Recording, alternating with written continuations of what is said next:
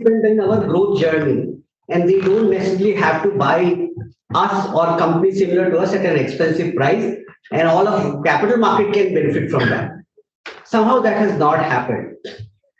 Because today, if you look at, some of our peers said who are the only difference between them and us is that we are 4-year-old, they are 10-year-old, and they trade at an exponential price. And it's still very attractive for people. Versus we are compared to a 10-year-old established company, and why we are not there. So the question is that, would you be willing to wait for those 5-6 years, us to become expensive, and then you want to trade on us and enter on us, or you have conviction about our growth potential and you want to come now and, like any other of our private equity investor, benefit the same way? Today, this company, which raised on a piece of a PowerPoint presentation 1,000 crore of capital, have the ability to raise another round of large capital whenever it wants. But none of that benefit is going to any one of you. All of that benefit is going to a private investor who would trade it back at 3 times of what they are putting money in. And we genuinely believe it is our responsibility being listed to keep representing our opportunity to all of you, so that if you have the conviction on us, you can benefit from it. So that's slightly less. So I think they can also see you. Okay. You are getting slightly lost in the screen. So I think so that is the reason why we wanted to do this over a period of 4. So when we started in 2018 as a listed company with 1,000 crore of capital, in the first year everyone told, "Oh, this is just the capital. No, there is no business." And what's the fun in that? We will wait for execution to happen. ILFS happened, so we raised all our capital in July 2018. ILFS happened in September 2018. It looked like as if the lending market, and especially the NBFC market, would die down permanently. We had the conviction that that is not going to happen. We started our business literally in April 19, and April 19 to March 20, we did our first full year, wherein against our 958 crore of capital, we built a book of 850 plus crores. Then pandemic hit. Most of the time, the traditional lenders were, daunted with the challenge of managing their books during pandemic. Our conviction was so strong that we expanded our franchise big time. Our physical infrastructure, technology infrastructure, digital infrastructure, all of that had grown. From 200 people, we have grown to almost 1,200 plus people. And that's why we have delivered 1,350 plus crores in FY21. And from there, FY22, we have grown to 3,000 crore. We have 4,500 plus crore. And in order for all of you to have conviction, I think so we are the first company in financial services industry wherein all of our numbers are visible. So FY23, FY25, not only the gross AUM number, but every parameter of our company is disclosed so that each one of you can monitor us on those parameters and have conviction. So basis that, I will start. I will take a few slides. I have Anuj, who is our Chief Risk Officer, has been here with me from day one. Amit, who runs our asset side engine, as our Chief Revenue Officer, and his team, our most intelligent guy in our team, Subrata, is also here, who runs our data analytics. Ethan is there. So we'll all try to give you a sense of who we are, what we are doing. The objective is for you to have a conviction of a younger company and its growth potential. Because if you start comparing us with a Chola, Sundaram, Bajaj Finance, and on those metrics, obviously we don't stand a chance. We can't deliver a 20% ROE in the current year itself. But can we deliver that in 2 years out? Answer is 100% yes. So idea is to prove to you and demonstrate you why and how we will get there, and why we would be more valuable than some of those traditional lending institutions, because we are not a lending institution. We are a data tech-driven lending as a service company.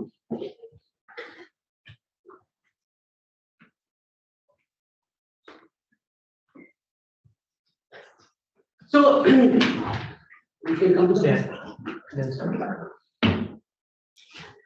So, this company went from its inception. Our view have always been that India's credit market can be divided in 3 parts: the wholesale credit, the small business credit, and consumer. And I'm leaving the corporate and the mid-corporate because that's the prerogative of the bank.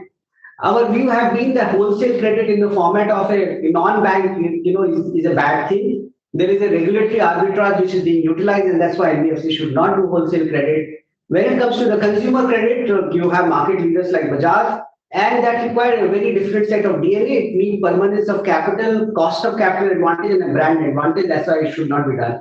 But when it comes to the small business financing, a segment of the market which is roughly around 38% of India's GDP, $400+ billion gap, almost 6.3 crore MSME, 11 crore people employed. There is not a single institution which only focuses to support them.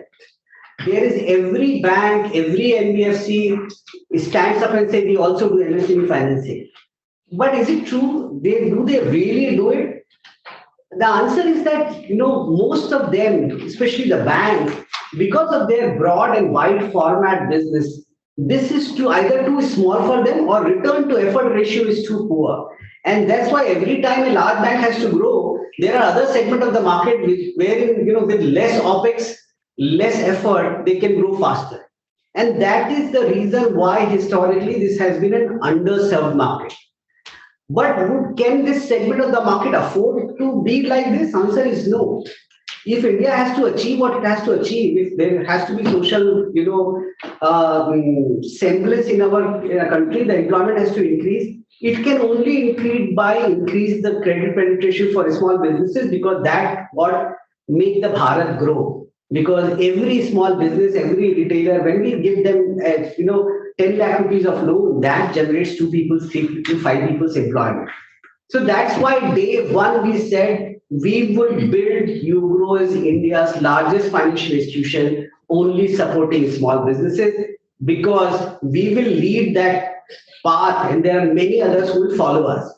So that is our aspirational set, and we genuinely believe that the transformation which is happening from informal segment of SME to formalization through data and technology, some of that we will explain.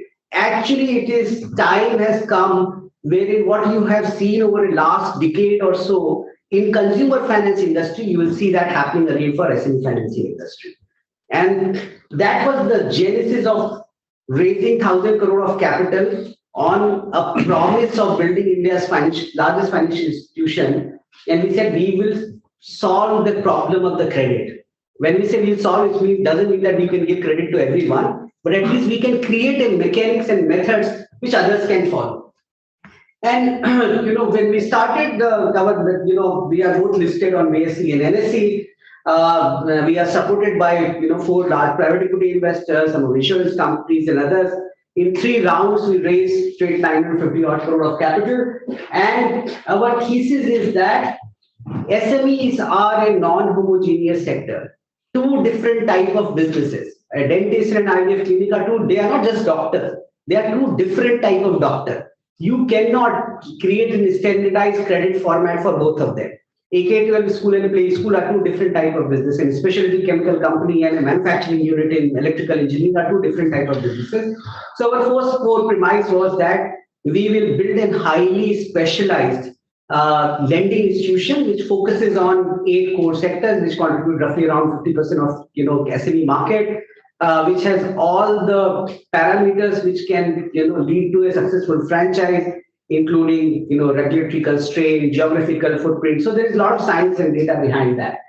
And second is what we will substitute is how data can drive the underwriting. That's what UGRO have been. I think over a period of 4 years, when we started, first people said, "Oh, raising capital is because Sachin has been a financial services industry professional. His name he could raise 1,000 crore of capital." A lot of people can raise capital, but can they build business around it? And obviously, it worried me also that whether it is possible or not possible. But in one of the most hostile, environment in our country, ILFS, DHFL, pandemic, all of that put together, this company has delivered 4,000 crore of AUM, 1.7% of gross NPA, massive volume throughput, and almost every lending institution in this country supports us and partners with us. So that's what UGRO is for you. Go to next. And or I think the NBFC especially for capital market or banks is a bad word. But I think so there is a transition and transformation in NBFC industries happening.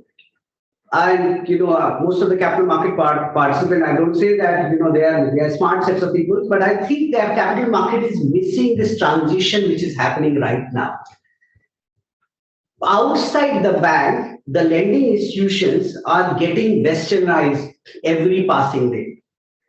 It is NBFCs are not just a phenomenon of India. Specialty finance company in United States of America have been in existence for 5 decades. Community bank in United States have been in existence for 5-7 decades. So it is proven that whether it's India or outside bank, there are financial intermediation which happens and there are entities which support that.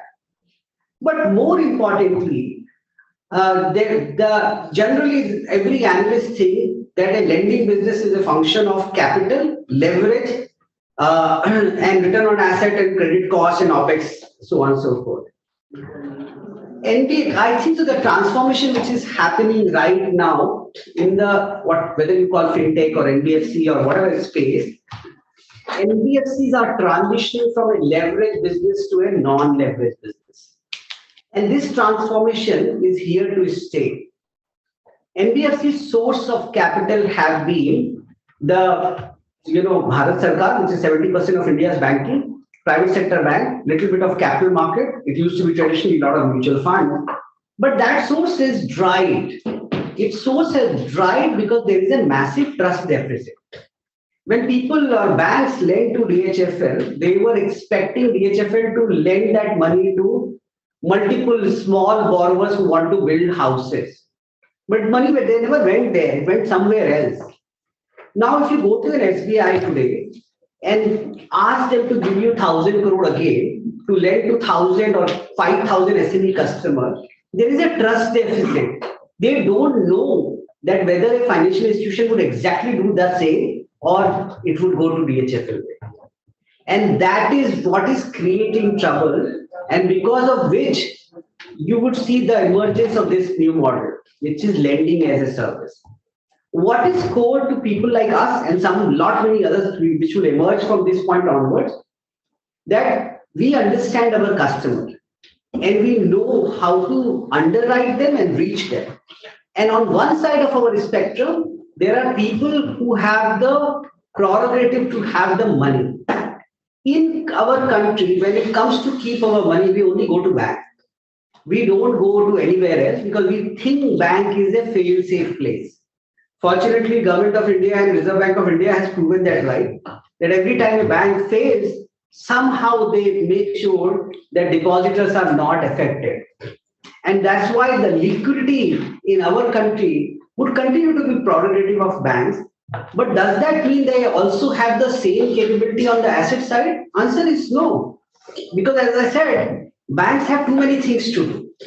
And that's why we, fortunately, with a lot of intervention, policymakers, including regulator in 2019 and 20, came with this proposition. So Reserve Bank of India governor in 2019 in policy statement made this statement, saying that intermediation by NBFC is here to stay. The underserved market in India, in spite of so many banks, can only be served by NBFC. And there has to be a collaboration which should happen between banks and financial institutions, wherein banks should be able to serve the customer need through NBFC. And that was, people just took it lightly and they thought this is not something serious. But here is my promise to you that in next 5 years, there will be an explosion of credit which will happen for small businesses merely because of this fact. Because banks would continue to have lack of trust on balance sheet led lending, but they would still be very comfortable to lend to an end customer using NBFC or a fintech and their infrastructure. And that has led to what we call our business model. At the center of it is our data-driven underwriting, and which will explain you what does it mean, which means that we can look at a customer very differently and give him the access to credit. On the other side of it, the need of the customer and all customer segment and how they are serviced, we have built a massive distribution infrastructure. And that is a function of our size of capital and people and the intensity at which we have done. So today this company can service right from a 1 lakh rupee loan to 3 crore rupees loan, all kind of need, whether it is a supply chain, distribution financing need, it is a machinery financing need, it's a term loan for expansion, it's a working capital requirement. I don't think so that for any customer up to 5 crore of turnover, right from 1 lakh rupee loan to 3 crore, all needs we service. Our distribution infrastructures capacity is today 700-800 odd crore per month. We do roughly around 350 to 400 crore a month. So we early invested in our business to benefit from how the market would change. And other side, we have worked extremely hard to obviously first build recognition within the financial institution. I think so while we are technically 4-year-old company, but we have been operational for 2.5 years because of the time lost because of IFS and pandemic. But in an operational run of 2 years, we have 63 plus lenders. There is not a single financial, except two probably, not a single bank or financial institution, whether in private sector or public sector, which is not a lender to us. There is not any private wealth or a capital market player which is not done some kind of a capital market trade with us. And this is expanding. But what is most important is that almost the entire fraternity of public sector bank, few private sector bank, and some of the capital blessed large NBFCs, they are all partner on co-lending, which means that the model is now started working. And as I said, that some of you might have read, this is a company which, in this period of time has done almost cumulative disbursement of 6,000 crore, 4,500 crore of total AUM. The off-book AUM, which is the co-lending plus securitization plus all of that, is now growing exponentially. Our target is to reach this year 35% and then 50%. We are serving more than 25,000 plus customers. While we are a highly digital and tech company, but physical infrastructure is simultaneously great, so we are present in 95 plus locations. Yeah, next. Yeah, this is what I alluded to, that the transformation of lending industry from balance for NBFCs from balance sheet business to lending as a service. It is here to stay and it is happening. We are leading the way. I think there is nobody bigger than us now in the market.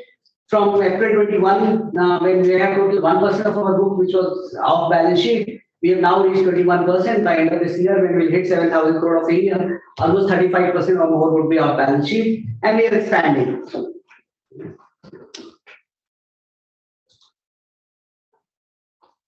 And this is, I think, so what, as I said in the beginning, that the promise of the future and why we should be seen differently.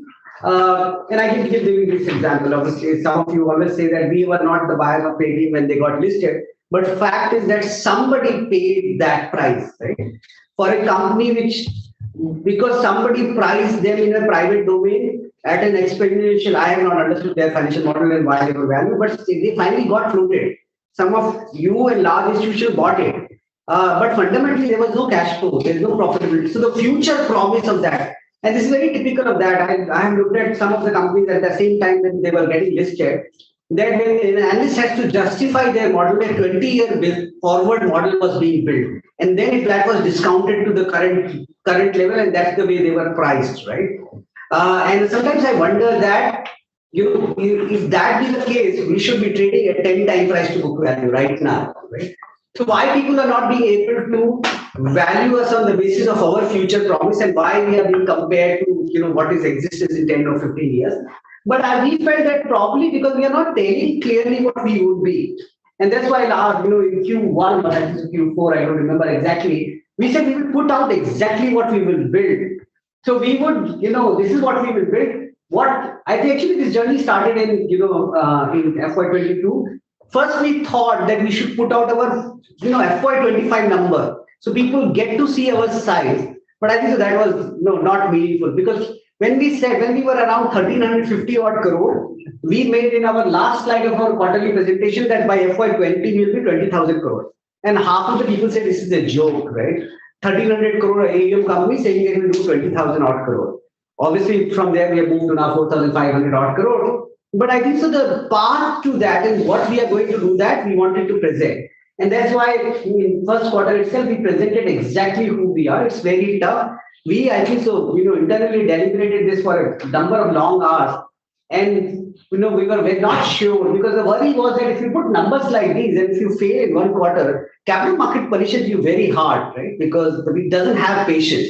Unlike some of our private equity investors who come for 5, 6 years, here everything is on a quarterly basis. So if you miss one quarter, what would going to happen? Then we said in any case, it's a low risk game. Anyway, the capital market is not coming to us. So if you're not coming to us, how you will punish? You'll just stay away from us. That's okay. And that's why I think so we were comfortable getting that out. But fortunately, I hope the market remains the way they are. We said that from a 2,969 crore FY23, we will be at 7,000 crore, and that is a bridge to our 20,000 crore.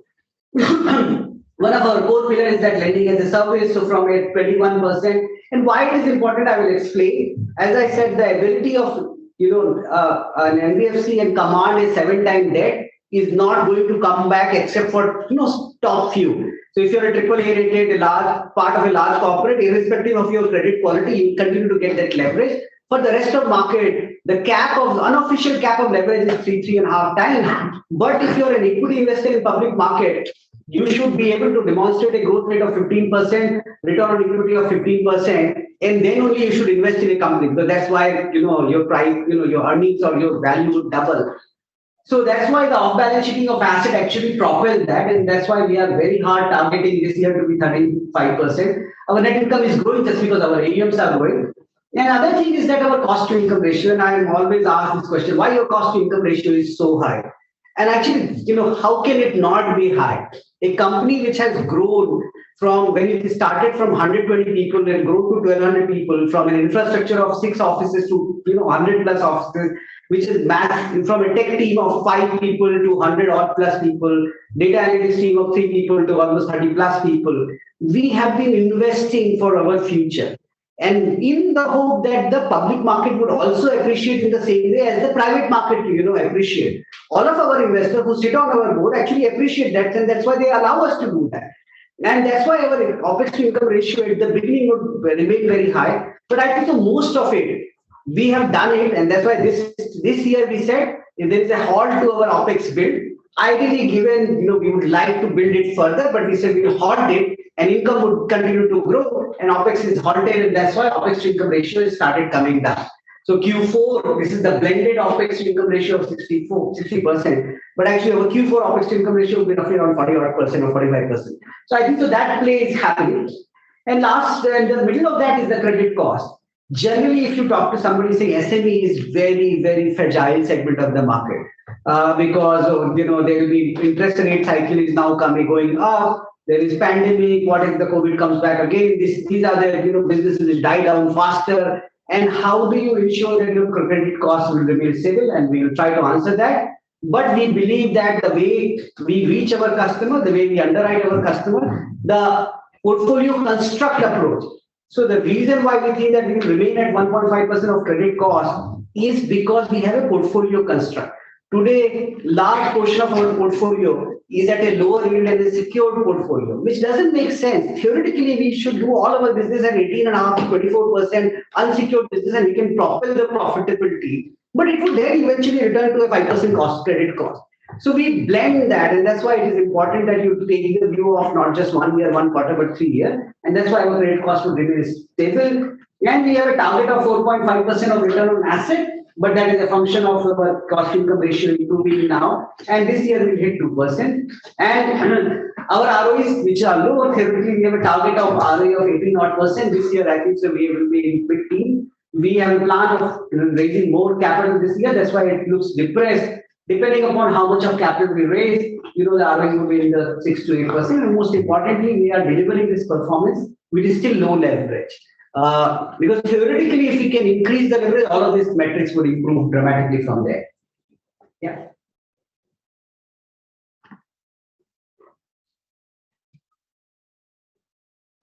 And for, I think most of the people understand the lending as a service model.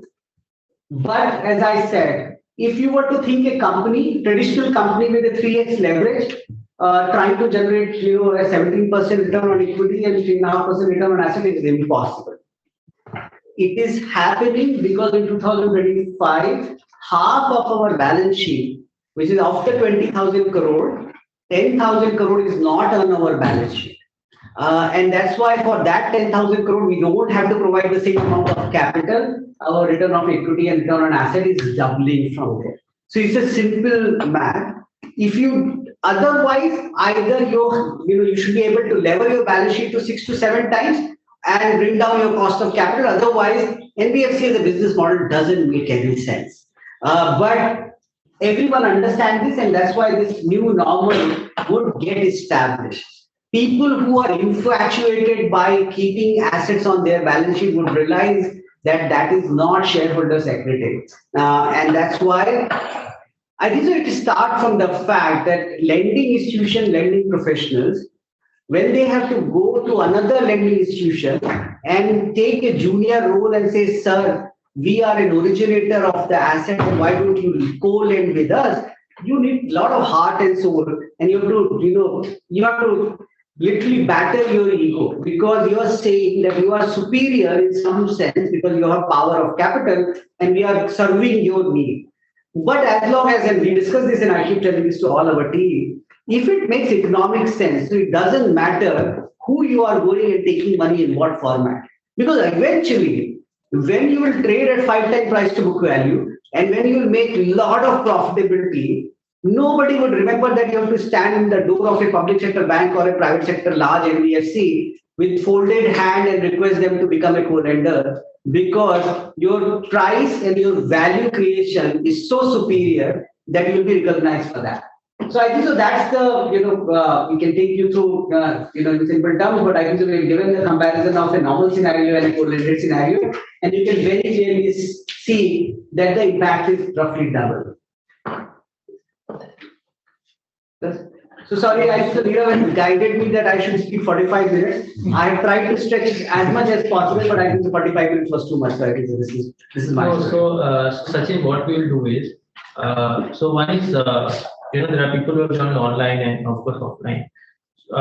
And there are subsequent sessions on underwriting, GRO score model, etc. What we'll now do is at least open up some of the macro questions that people have in their mind, not focusing on the number part of it that will come in the subsequent slides. But anything that you would want to ask Sachin at this point in time, more of the macro questions, the industry, how more of the strategy, etc. We can actually open the floor for questions. I'm happy to answer anything. Neerav makes it as if that I'm a one guy who can answer on industry. Sorry, I'm not that. I think so. Business building is not about intellect; it is about intent, right?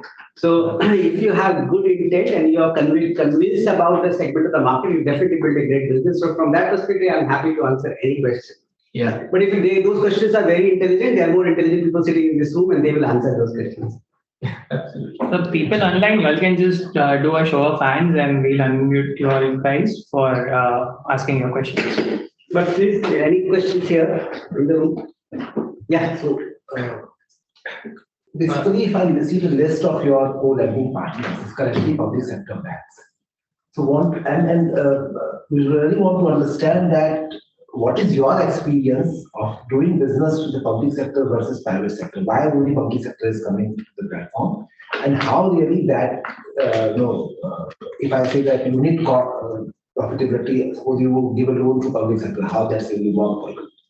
Okay, so the answer is this. So think of an Anuj who is our chief risk officer sitting here in UGRO, right, as the chief risk officer. And tomorrow a large private sector banks take him as the chief risk officer. What would change? It's not Anuj for you, but what changes at that point in time?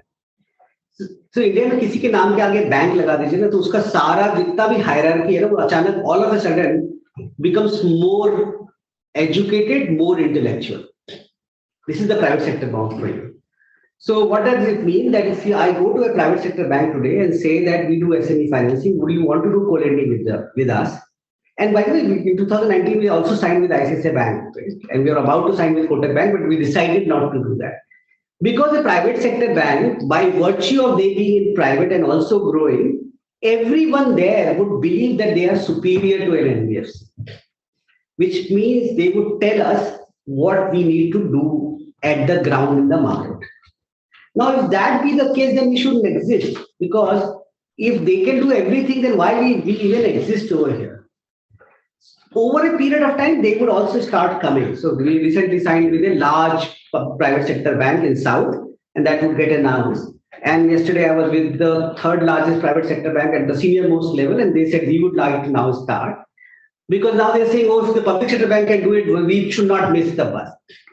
Whereas the highest level of the State Bank of India or an IDBI, they have the understanding and nimbleness.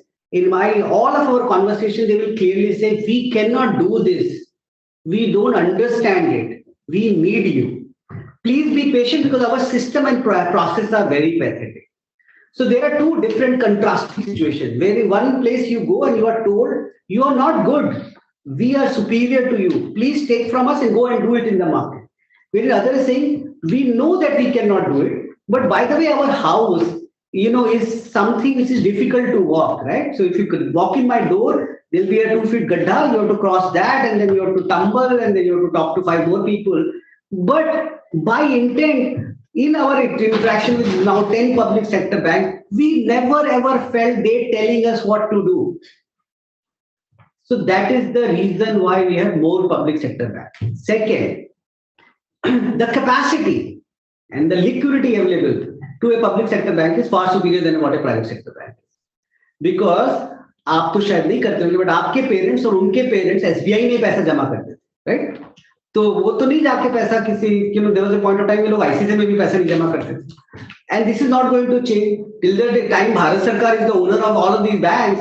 We all trust in our government, right? So we'll keep putting money, so that the amount of liquidity available to them is also fairly superior. Third is what I call directed lending.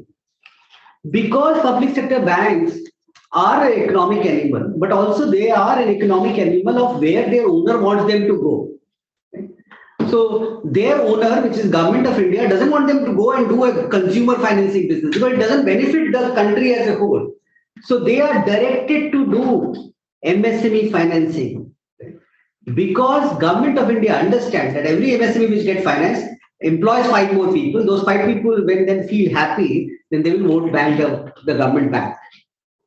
So hum sabka KRA, if you are an analyst, your KRA is to write good report, get revenue. The KRA of a politician is to get voted back into the power, and he can come with multiple ways. And one of the tools is to make people more happy.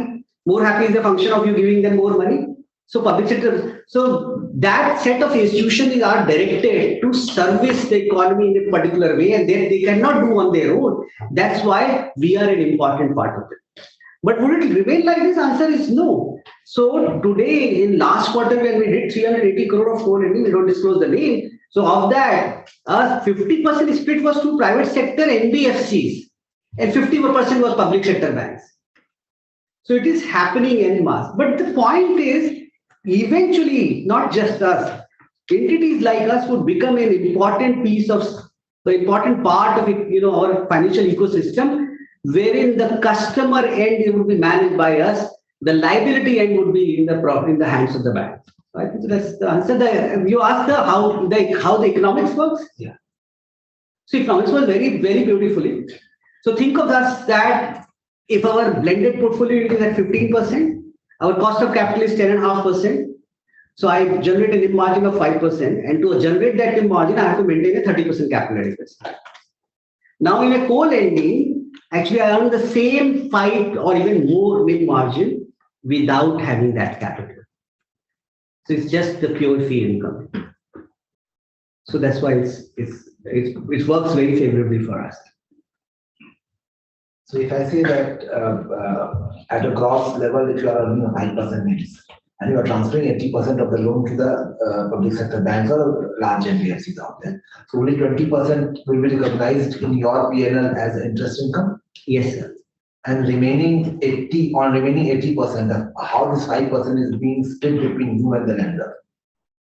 How that is being split? So that's what I'm saying. No? So to presume that my cost of borrowing and my co-lending rate is the same, okay, which is not the case today. Okay. Our cost of co-lending is much finer price than our cost of borrowing. But even if you presume that being the same, customer rate being 15%, I earn that 5% in my balance sheet without having to, employ capital upfront. Yep. So just then that's why I think Yeah, to the same slide. yeah, so I think I can explain that. You have not still explained it well. I will explain it. I understand that. So basically, Ashutosh, the same example what Sachin said, if we have to assume a 1 lakh rupee loan, out of which 20% is funded by UGRO capital and 80% is funded by the co-lending partner, assuming a 4% spread on either side. So be it on our own cost of borrowing or a co-lending rate being same, and this is the pro forma, the ROE kicker and the ROA kicker is at least 2x of what you do only on your own balance sheet. While I have assumed here that the spread is only 4 and 4, as Sachin said, the spread on the co-lending is at least 1 to 2% more than my spread on the 20% book. And how it works on a credit cost level? So in case of the co-lending with the banks, RBI has prohibited any kind of first loss cover. So all co-lending arrangement with the banks have to be at a pari passu basis. But with some of the NBFCs, we give them first loss cover. And obviously, it's a matter of great debate with regulators. And you would have seen that now digital bank lending guidelines have capped the first loss cover to 20% odd. But with the NBFCs, we give first loss cover. But that first loss cover is also again very attractive. It's why it is attractive because think of it. If I give somebody 5% first loss cover, my expected credit loss is 3%. Today, I have to provide at least 30% capital. So first loss cover actually is allowing my leverage on the balance sheet to go 10 times versus what is happening at 3 times. But as we keep funneling this, more to the banks, that even we are neutral to that. We have written to RBI to allow giving FLDG on co-lending with the banks as well. RBI obviously said no to that because actually, if you start giving FLDGs to the bank, it life become much more easier because then they don't have to look at a lot of things which otherwise they are looking at it. Today they have to price. So if suppose I have done a loan at 15% and they are doing 10% net to us, which means that the loss has to be pari passu. So whatever is expected credit loss, they have to take in their balance sheet. So they have, but otherwise first loss cover, they have to take nothing. So today, if you look at the split of the 21% of our asset, I think it would be half and half. So half would be rough, which will be at a pari passu, half which would be with some form of FLDG. And wherever there is and just to add, wherever there is a FLDG provided, what we do as a policy, which is over and above, is we provide as a provisioning for the portfolio that we have built on the co-origination, which is where we are providing FLDG. So we are protected in that sense, the providing from day zero in the PNL as a provision, which as per regulation you don't need to, but still we are doing it further. From an accounting perspective, this co-lending spread, where do you capture it? Which row? Derecognition of income. So if you look at our revenue line, there will be interest income, there will be other income, and there is a income on recognition of income because of derecognition of assets. Okay.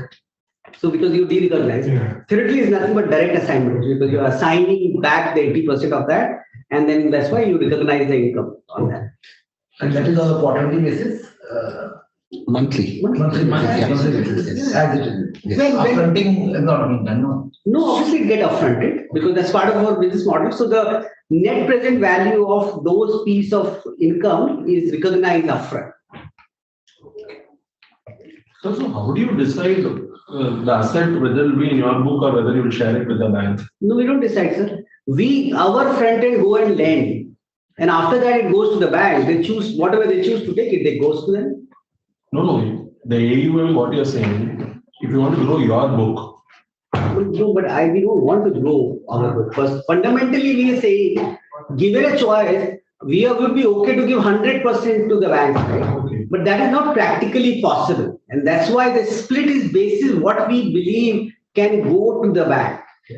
So it is not that we have to, why you need to grow your book is the question. Okay. And this is the first and fundamental question in lending where we say you have to grow your book. So in fact, I was one of the very large NBFC CEO when I was talking to him. He said, but then you will not have your book. I said, but it's like saying in asset management business, right, which all of you also look at, that I need to have prop balance sheet to build asset management business. You don't do that. No, you just manage the asset and earn fee on that. But what is the fee income percentage? Do they disclose it? The fee income percentage, like if you give a 20 rupees loan, imagine. I just said, no, What is the fee percentage? I'm saying this is the same, but what is the difference between our gross yield versus our net debt cost? It is superior to that, but presume it is the same. So you get it upfront from the borrower. Not from the borrower, you get it from the bank. Yes. Okay. No, it comes over a life of the loan. Okay. No, the spread comes as a life of the So loan. so like any other lending, wherein we are borrowing at certain rate and then lending to the borrower at a certain rate, and there is a spread. Throughout the life of the loan, there is a spread income that we earn, which is an annuity. Now in a co-lending, that's the same spread comes to us. So there is no fee that the bank pays to us. Okay, the arrangement is pretty simple, wherein there is a differential pricing to the customer and us. For the bank, the customer to whom we are lending at 15%, we don't pass on that 15% to the bank. We are passing, say, maybe 10% to the bank. So Okay, you can understand it in this way. Suppose I thought the processing fee upfront is paid by the borrower, a small portion. At least people who are doing co-lending to micro and small enterprises. That irrespective, so if we are doing it on our own balance sheet, there is a processing fee and we capture that in our own. Okay. So think of this way: you are a customer. Yeah. UGRO has reached to you. You want a loan of 1 crore rupees. Okay. The co-lending partner is not in picture right now. Okay. I have agreed that I will give you that 1 crore at 15%. I have given you that loan. Basis, our credit policy and parameter. Now, an SBI or a central bank have agreed, the only different regulatory framework is the credit policy has to be pre-agreed, right? So such a policy has been pre-agreed by central bank. Now I have given loan to you, it is now 100% in our system. T plus second day, that loan would move all the file process application is going to the bank. The bank has to evaluate that the money which I have given to you is as per approved policy. Once they say yes, then 80% of the loan get transferred to them. You are not impacted. For you, UGRO is the lender. And then that 15% loan, the difference of 5%, bank would continue to pay us over life of loan. No, because I always thought that because I initiated coverage on a few companies through co-lending. So I initiated on IFL Finance and also Paisalo Digital. That's also a company that does co-lending. So I always thought that first you get the customer, then the money goes to an escrow account and then the split happens. Now, So even when collecting, the money goes to the escrow account and then the split happens. So but now you are for saying that Paisalo Digital, that is true. So the co-lending format in India has two formats. Yeah. So there is one what is called option A, which is simultaneous lending to customer. Okay. And second option is which is called non-discretionary. So bank once agrees to do simultaneously and once sanction has happened, bank is obligated to fund to the customer. So Paisalo Digital up to 1 lakh rupees of loan because it's system driven, loan is originated and simultaneously State Bank of India and Paisalo Digital 80-20 ratio are funding to the customer. Second, which is more prominent now, and IFL is in that, which is the option B, under which bank has discretion to say yes and no. So we fund it from our balance sheet, then we take it to the bank and bank then evaluate, check the parameter and then take 80% of it. So normal term used is co-lending akin to co-origination, where two partners like Paisalo are simultaneously assessing the customer, simultaneously disbursing through an escrow account. Second is called co-lending akin to assignment. Direct assignment. So where you first one partner fully disburses the loan and then it assigns to the other partner. In this one, like typical assignment, there is no minimum holding period norm. So you can assign on the second day rather than waiting for the minimum holding period, which typically applies under securitization guidelines. Yeah. And your portion, you can immediately securitize. Yes, that is 80% portion. So 80% portion you can immediately securitize as per the co-lending circular which Sachin was talking about. Okay. This is the main change RBI did In 2020. in 2021. 2020. November 2020. We have a question from Harsh Patel, who has joined virtually. Is on chat or will he speak? Going to speak? No, he's gonna speak, and I've asked him to unmute. Harsh, please go ahead with the question. So Sachin, you were talking about the dentist versus doctor in your model and the specialty versus basic people. So I just wanted to understand why are these people having problem to raise loans, considering their cash flow so good. Yeah, so I think some of this we will answer in the segment when we'll take credit, risk, underwriting, data and technology in great depth and detail. But but just to simplify the answer, and don't take it otherwise, I always give this example in the most simplified way. Think of I am a 7 lakh rupee paid credit officer of a very large bank. And I have to assess hundreds of customers in a particular month. Now, when I say these are non-homogeneous in nature, I only understand a doctor is a doctor. Now I'm walking through the door of a dentist and I have to ask some intelligent question. General belief for such credit officer would be that higher the number of patient is more revenue. So I walk in the door of a dentist and say, sir, आपके पास total रोज कितने OPD patient आते हैं? Dentist said, I have 15 patients every day. So he puts in a checklist, very good doctor, high number of patient inflow. Then next call he does to an IVF clinic and asks the doctor, same question. Ma'am, how many patients come to you every day? And she says only 1 or 2 probably in a week. And say, bad doctor, she has very less patient flow. But what he doesn't understand is the nuance that an IVF clinic patient is a 10 lakh rupee value versus dentist is a 1,000 rupees value. So this is the difference. And then his decisioning, IVF is a bad doctor, dentist is a good doctor. So obviously I have stretched to the imagination of this, but this is actually the reality. That unless if you are dependent on the ground to understand thousands of businesses which are different to each other and their judgment capability, no matter you do what, you can't train the bottom of the pyramid to be an expert on so many things. And that's why you use the framework of data to be deciding about a yes and no for the customer and a templated form of underwriting for each type of customer so that each of those units of underwriting can differentiate between 2 types of customers. But Anuj would take it in depth. I've tried answering it as simple as possible.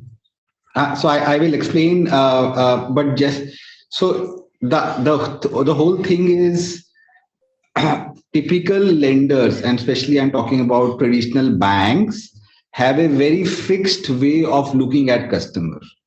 The SME customer has very, very heterogeneous cash flows.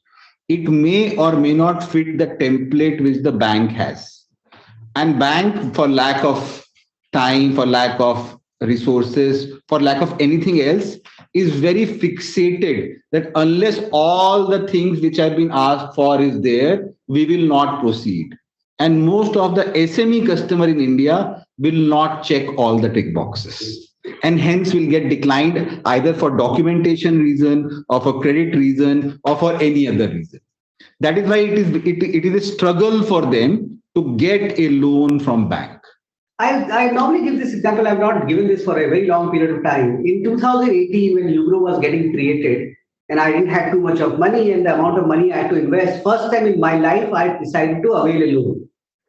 And that was against in Gurgaon, one of the best societies ever, my self-occupied residential property. So I thought, who am I? I should pick up the phone and call some of the senior most people in the private sector banks and get that loan. It should be a very easy job. I did that. So top 2 banks in the country and their senior most people I called and I said, I need a loan. And can you ask someone to come and discuss? So the number 1 private sector bank, it took almost 35 days for them to tell me whether they can give loan against my property at that point of time. Number 2 private sector bank, after 45 days also could not tell me that whether they can actually do it or not. And eventually, a housing finance company of a private sector did that for me in 25 days. So think of, where the market is. Because they just couldn't understand. So the entity in which I was borrowing was a small company of mine. against which I wanted to borrow that money and wanted to utilize to complete my open offer and so many other complexity. They just could not figure out, because every time they would come and ask me, sir, please, you don't have 3 years of balance sheet. How can we lend? But I said, but I've created this entity today. No? So how I will have a 3 year of balance sheet, right? Or multiple that kind of a question. So because the ground and the people who, after being told from the top, please go and look, this is Mr. Sachin Nath who is about to create a large NBFC raising 1,000 crore of capital. But the poor guy was coming from credit had a format, and I was not fitting into that format. So that is what heterogeneity is. So this looks like a data analytics problem to me, right? I think you'll agree on this. So this problem Absolutely. is with public sector banks or with private sector banks also? So this is a combination of design and data analytics. First one has to understand what is critical. So I'll give you one example. A lot of banks have been very successful in consumer lending, because in consumer lending, when you analyze the bank statement of a person, there's only one credit from his employer, and rest everything is debit. And one is able to find out at on every 30th of the month he will get this salary, so whether he will be able to pay my EMI or not. But in an SME customer, there are many credits and debits, because there are many sellers and many suppliers. Now, how do you look at them to make sense of whether he will be able, whether he has a stable cash flow or not? Is a design problem. Once design is defined, then how to use analytics to solve it. So it's a combination of both. We were just on a call before this with one of the largest DFI, Development Financial Institution of Europe, and this was their question to us. All of work which you guys are doing, eventually next 2 to 3 years, bank could be able to replicate all of it, and your existence is under threat. Now, I didn't know how to answer this question. On piece of theory, yes, definitely possible. So I took a pause and I said, by virtue of what you are saying, gold loan, for an example, is a very accretive product for banks, because the risk weight on gold loan for banks is 0. But only banks which have capital adequacy problem, Lakshmi Vilas Bank, Dhanlakshmi Bank and others, end up doing massive amount of gold loan because they don't need capital for that. But simultaneously, lot many other banks, they have not been able to enter there, right? And Manappuram, Muthoot and many everyday new gold loan companies are coming and growing. So by virtue of that, by this point of time, gold loan is a 20-year-old business. Banks should have finished NBFCs, but that has not happened in last 2 decades. Then that settled. Yeah. There are a few questions. Yeah, there are a few other questions.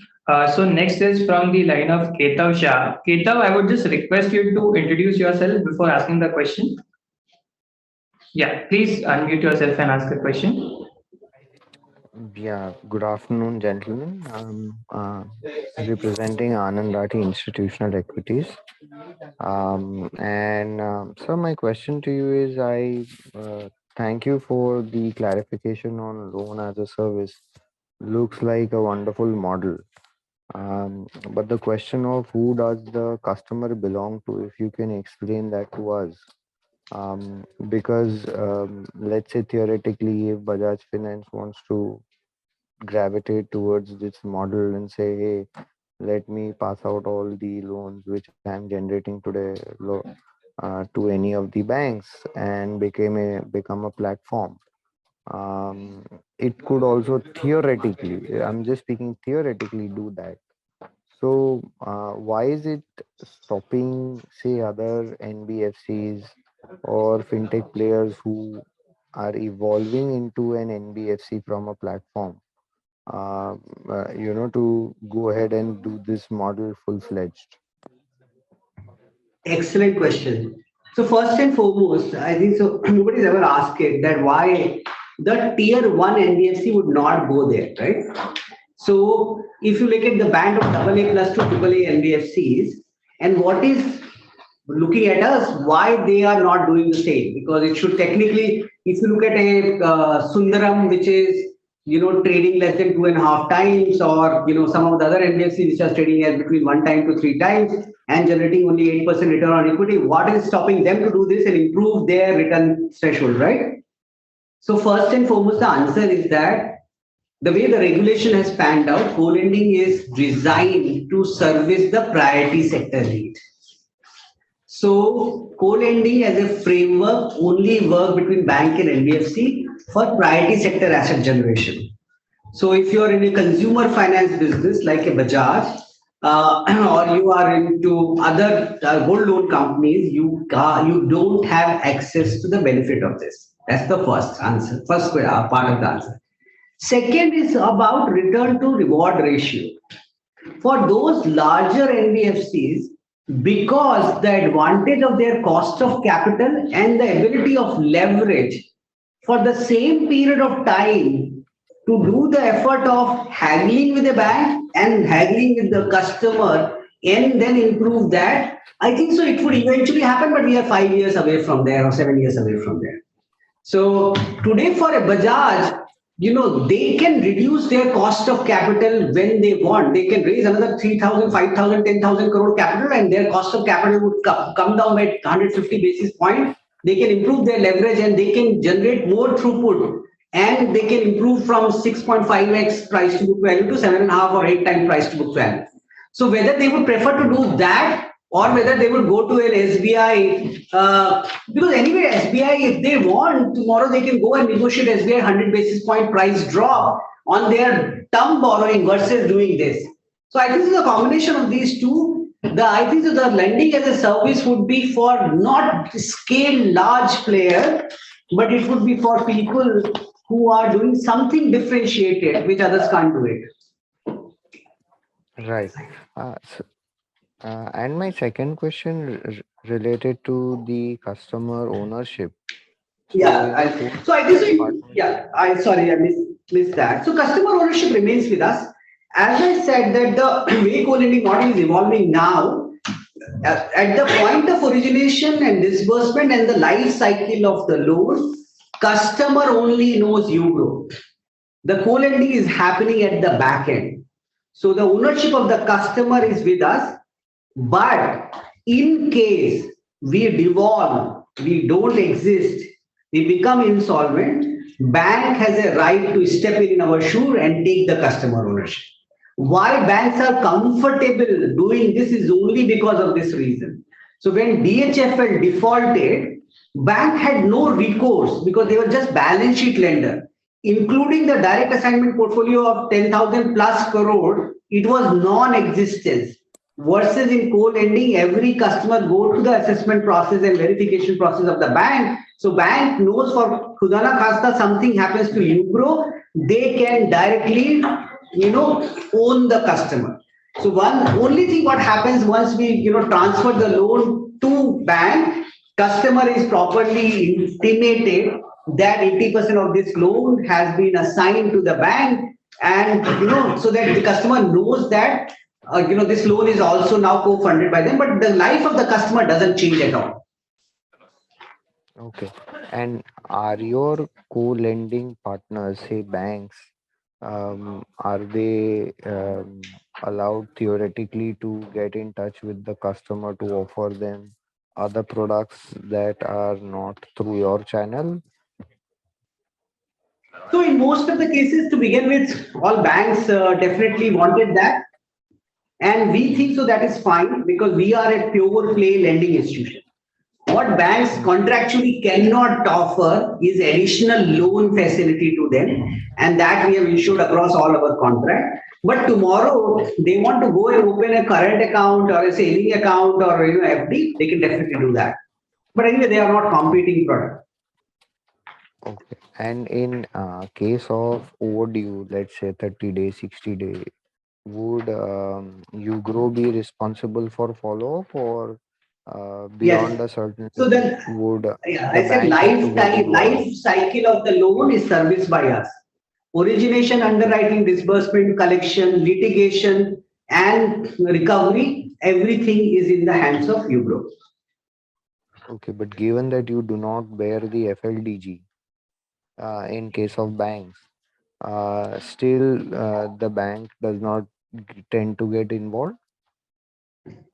No, because obviously the model is as such, they are paying me the service fee because of the service which we are offering.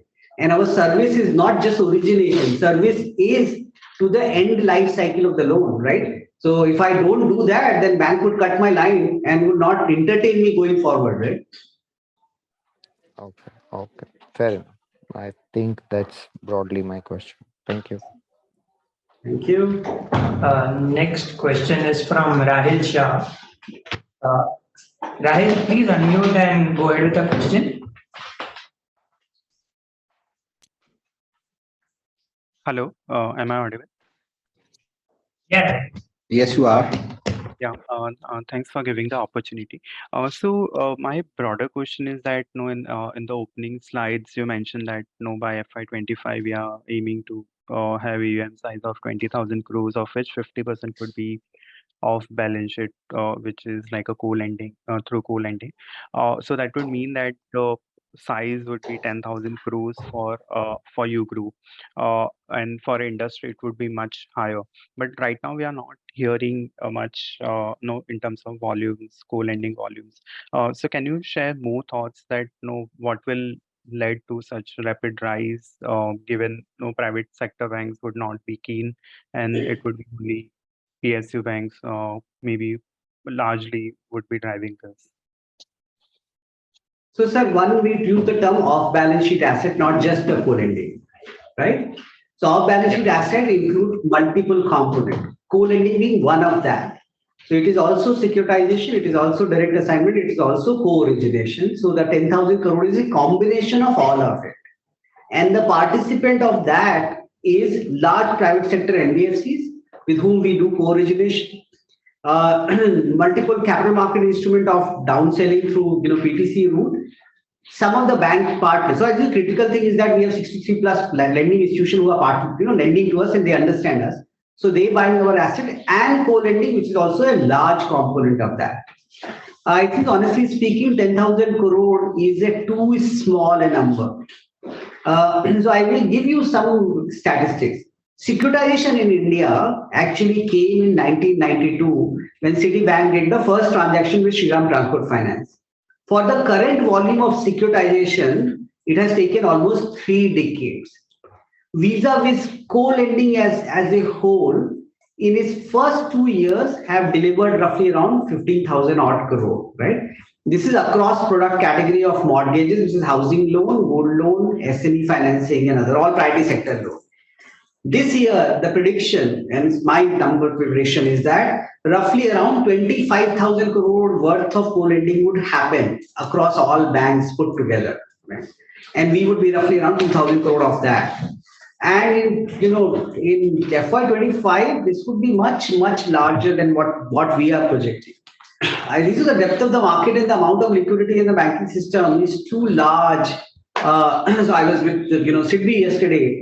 And SIDBI, while they are not a bank, so they don't have a regulatory pressure of priority sector lending, but as the largest domestic financial institution, they are targeting 50,000 crore of co-lending book over a period of next 3 years. And they are gearing for that. So, but they want to do it through technology. So they're right now focusing on building massive tech stack because remember this, that people understand that the financial intermediation in country has to grow, the money has to go into the hands of small businesses. And it will happen through this. On the question of private sector bank, so it may so happen that the motivation of public sector bank is more directed. Bharat Sarkar wants them to do it, there is a pressure, that's why doing it. But also the economics of co-lending for the banks is far very superior. So think of this way, a bank which has a cost of capital of 5.5%, if they have to do this same product directly on their own, they would incur roughly around 8% OPEX and 1.5% of credit cost. And the time it would take them to build this infrastructure, which would be anything from 3 years to 5 years. Versus when they do it with us and they pay, they are still earning the same 5% NIM margin on them upfront right today without building that infrastructure. So that's why their motivation is why to do all of this for over a period of 3 years. See, most of the banks all of you are not ascribing value to them. Yesterday, I was looking at Axis Bank trading at 1.6 times. Looks very odd. Size of Axis Bank at a rate of growth and all that. Why they are just trading at 1.6 times? And in that scenario, if you ask them to go and build a new infrastructure for MSME financing and take another hit of 200, 300 odd crore of OPEX to build another, 100 to 100 location and technology infrastructure versus to do the same business through us, we are much more, accretive to their balance sheet. So eventually all private sector banks will also understand this and will start coming to somebody like us. And specifically more in our context, or to your question, end of March, we were 16% off balance sheet. End of June, we were 21%. End of this year, we are projected to be 35%. End of 2025, 50%. And on a monthly disbursal basis, in last quarter, each month, we have crossed more than 50%. Yeah. So from absolute perspective, as well as relative percentage perspective, we are quite there. Sure. In fact, yesterday I was reading there is an unlisted peer set of ours which just only do unsecured MSME financing. I think so they are the only one who are aggressive in this segment. They are at 90% of off-balance sheet assets as of last month. Okay, sure. And just like just to get some clarification of this 50%, what would be the share of co-lending by FY25? Have we had the bifurcation 2025 of that 10,000 crore? How much that would be co-lending? 24% is co-lend, 22% is co-originating, the rest is through other instruments. So look, this is very difficult. I think this is a matter of just directional hypothetical model, right? Ideally, we would like all of that 10,000 crore in co-lending. Practically, we think anything from 25 to 50% would be in co-lend. It is a matter of acceptance, number of partner, our origination capacity, they earning. So right now, for example, all of our co-lending is happening for the segment of the market which are prime by nature, right? Which is the upper end of our MSME customer. 50 lakh to 3 crore loans secured by mortgages, very high credit profile, right? Rest is not going into public sector bank because they just don't understand it. Would that remain like this? I hope not. They are understanding it. They are seeing portfolio quality and performance, and as they keep opening up. So one of the public sector bank, in fact, we got shocked actually. They said, why can't we do supply chain finance co-lending with you? And actually we said, sir, no, it would be very difficult. That's very complex product. So no, आप दिखाइए तो ऐसे आप लोग तो मान के चलते हैं कि हमको कुछ समझ ही नहीं आता है. तो हमने कहा नहीं सर ऐसा नहीं है. We are not saying that. इसे भाई हम पब्लिक सेक्टर बैंकर, इसका मतलब ये नहीं कि हमको कुछ समझ नहीं आता, हम कर नहीं पाते, वो अलग बात है. प्लीज आप दिखाइए. They actually, it took 1 month, they approved it, and last month we did almost 30 crore of this supply. This month as well, we would be doing about 45 crore supply chain financing co-lending. 3 months back, you would have asked me, or 6 months back, you would have asked me, we would have not even imagined that is possible. We would have said that's, 5 lakh rupees of invoice discounting coming through a platform, highly granular, no financial, just, impossible. So, but their logic was very clear. They're saying, sir, आपको पता नहीं, हम trades पे जाके 5.5% पे invoice discount करते हैं. आप तो 8% देने को तैयार हो, तो we are far better off doing through you. Thank you so much. One question. So there are mid to small banks basically who can't lend to large institutions. So they are not. 12 So and then basically they are consciously not wanting to again grow their wholesale book as well, and they are growing aggressively on SME loans. So really, you think so? So there are banks, 1, 2 I have mentioned recently. Is this number again? RBL Bank. So, I thought you were talking about small finance bank. No, small bank, small size, mid to small size. हमको RBL बहुत बड़ा bank लगता है. तो आप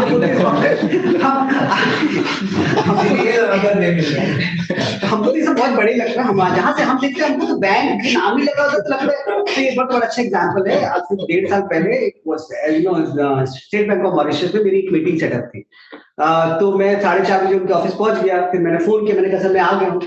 तो वो बोले सर आप वहां क्यों पहुंच गए, हम तो आपके ऑफिस में बैठे हुए हैं। तो मैंने उनको बोला भाई जब भी कोई बैंक का अपॉइंटमेंट होता है आई प्रिज्यूम मुझे ही जाना है, बैंक खुद उठ के मेरे पास आता है, आप ये तो आपने अच्छा किया आप आ गए। तो जब आप बैंक बोलते हैं तो प्लीज रिमेंबर ना, मेरे लिए bank is you know which is just beyond our reach.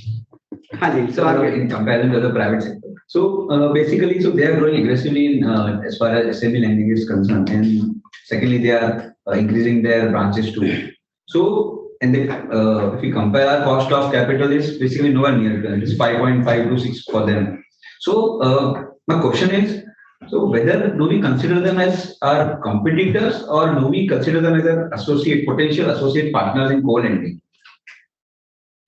की potential हो सकता है both, right? But to large extent as a as a partner. Actually, every time a bank says, likes of RBLs and other, that they want to do SME financing, I feel very happy because I see that as an opportunity. Because I see it this way: they will go invest capital, create infrastructure, relatively become unsuccessful, and by frustration they will come to us. So go back to the same example. By that logic, they should have built gold loan also. No? There is nothing different. Very simple product. Gold low, value करो, LTV निकालो, पैसे दे दो, और default हो जाए तो auction कर दो। तो इससे सिंपल लेंडिंग प्रोडक्ट कौन सा हो सकता है?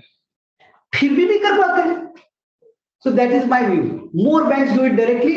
Finally, eventually, they will come back to us. But in that case, in the short term, they can be a competition. नहीं, because market is too big, ना. So because rough math is, अगर आप सच में मान लो कि $400 billion का gap है और हर small business 1:3 equity to debt leverage कर सकता है, तो $300 बिलियन चाहिए। $300 बिलियन फंड करने के लिए इंडिया में regulatory capital is provided is 15%, तो 15% into $300 billion is $45 billion of capital infusion. इतना तो पिछले 10 साल में कैपिटल नहीं आई किसी भी फाइनेंशियल इंस्टीट्यूशन में। भारत सरकार ही डालती है बैंक को पैसे, वो भी $5 बिलियन टोटल डाला है आज तक उन्होंने। तो इतना ज्यादा वाइड मार्केट है, तो जितने लाइक चाहे लोग उतने कर लें, वो that is not a challenge at all, because where we would reach, who we serve, how we serve, whether I'm asking the number of OPD patient to an IVF clinic or not. See, remember one thing. आपने वो I remember that movie in Amir Khan, which he goes to a 5-star hotel for the first time and call the waiter and say, भाई पंखा मेरी तरफ करो ना। हाँ, वो कौन सी मूवी थी? रंगीला। हाँ, पैर ऊपर रखता है, मतलब पंखा मेरे ऊपर करो ना। वो तो सर यहाँ तो एसी है, तो कह रहा है ये कैसा होटल है जहाँ पे एसी है पर पंखा नहीं मिल सकता है। So bank, when it goes to the SME, it is going from their mindset of how the customer should be underrated, right? So वो 5-star वाले को आपने ढाबे पे बैठा दिया और ढाबे को आप सर्विस करना चाहते हो, तो थोड़ा तो टाइम लगेगा ना वहां तक जाने में। तो हम तो ढाबे पे खड़े हैं और ढाबे पे हम 5-star वाली सर्विस देना चाहते हैं। आप 5-star ढाबा वाला 5-star सर्विस दे सकता है, ग्रेजुएट कर सकता है, 5-star वाला ढाबा नहीं बन सकता, बहुत मुश्किल काम है। Sorry, it's a very difficult way to answer it. And one more perspective. So he talked about width of the opportunity available and the way and the banks how to do it. There is also aspect of depth. So we are working capital provider to SMEs. If a successful SME keeps growing his turnover up, his working capital requirement also keeps going up. I'll give you one statistic. Less than 5 crore turnover customers, how many banking lines they have between term loan and OD on an average? We did that when we were starting, approximately 3.6. Number of institutions they have already taken loan from. So it is not an exclusive arrangement at all. SMEs by nature, micro becomes small, smalls eventually become medium. So their requirement also keeps going up. So even if he is an existing bank customer, doesn't mean he is not a potential customer for us. So that is from penetration perspective. From which perspective, of course, the market is very big. And also, by that same logic that you arrived, then they wouldn't lend. Any banks would not lend to NBFCs at all, right? Because if they potentially can tap the same MSME, why would they lend to a Muthoot Manappuram or a UGRO Capital as a corporate lending team and allow that bank to on lend, right? It's the same thing. So That there are various. because there's zero OPEX onto the financial institution lending. That's why that's very attractive. That's why they do it. But as I said, giving this math, right? The OPEX of a bank to generate same asset adjusted for credit cost, in spite of lower cost of capital and the higher leverage, doing co-lending is more attractive because they are generating the NIM margin which is high, adjusted NIM margin which is high. Some of that private sector banks have yet not got that match because they have to show retail growth. Not that they necessarily understand or want to do it, but they have to just show retail growth to service your need. Because market is coming out of a place wherein wholesale lending has become bad word. आज से 5 साल पहले जब bank जाके 500 करोड़ का check लिखता तो सब बहुत अच्छा लगता था ना. Boss, low OPEX, बिल्कुल solid business, loan growth is good, this bank is good. All of a sudden वो खराब हो गया है. So इसलिए वो retail growth करना है. Not that necessarily they understand it, their heart and soul of it. See, one of the reasons why Kotak is a good bank and why it is priced well, right? So today only, they made a statement that we are coming into a place of time where we think that infrastructure financing is good and we would like to start. So it's a contrarian bank. When everyone doesn't do it, they start doing that because they have the conviction. SDFC used to be like that. If some auto karte the, wo nahi auto karte the. So Kotak does it like that. But majority of the pack of the banks are driven by what is the current flow. So retail lending is the current flow. सबको retail ही lending करनी है. But उसका OPEX जो build करके जो cost लगती है और जो उसका return to effort ratio, that's not favorable in their favor, no? Right? Yes, you asked. So in a Bank of Baroda, the exposure to be you will be shown as an NBFC, not now. What they will be doing their customer. Retail loans. MSME retail. Yes. So this can be private sector also then. Yes. Yes, because they can also to us that they are co-lended partners. Yes. That's why I'm saying that private sector bank would also start doing it very, very soon. Just matter of time. 100%. So NBFCs, they can't do beyond 5% cap. No, this is not in the 5% cap.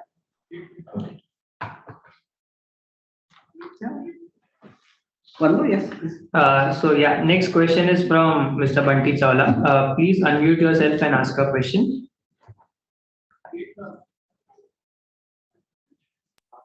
Yeah, sir. Thank you for giving me the opportunity.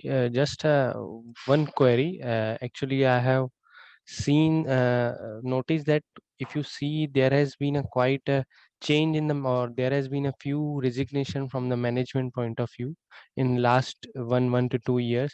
So any step taken to prevent it, or what is the reason behind that? If you see, there was a in October 2021 CFO Mr. Sandeep Kumar Janwar, and before that earlier CFO was in November 2020. So in a span of 2 years, there has been a resignation from the management side. So any steps taken or any reason behind that, sir?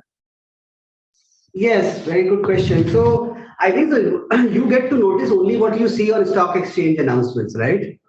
So you've only seen 2 CFOs resigning. So I'll give you a context of that. Look, but actually in reality, between 20 and 21, there are 50 people who have been from the senior to middle management, which has been changed into the company, which you have not realized actually. So it is much bigger and broader than what you have seen actually.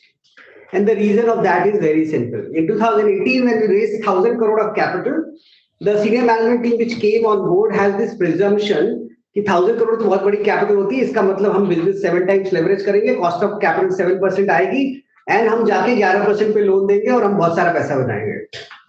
But unfortunately, our LFS happened, and that effort required to build the kind of business which we build, it is not everybody's game, right? It is far too difficult. It needs a management team which has agility, conviction, hard work, and belief in data-driven underwriting. So when the pandemic hit, our board decided that if that is the way and path forward, then we should use the period of the pandemic to transition management team, and we used the downtime to do that, and we did it very, very effectively.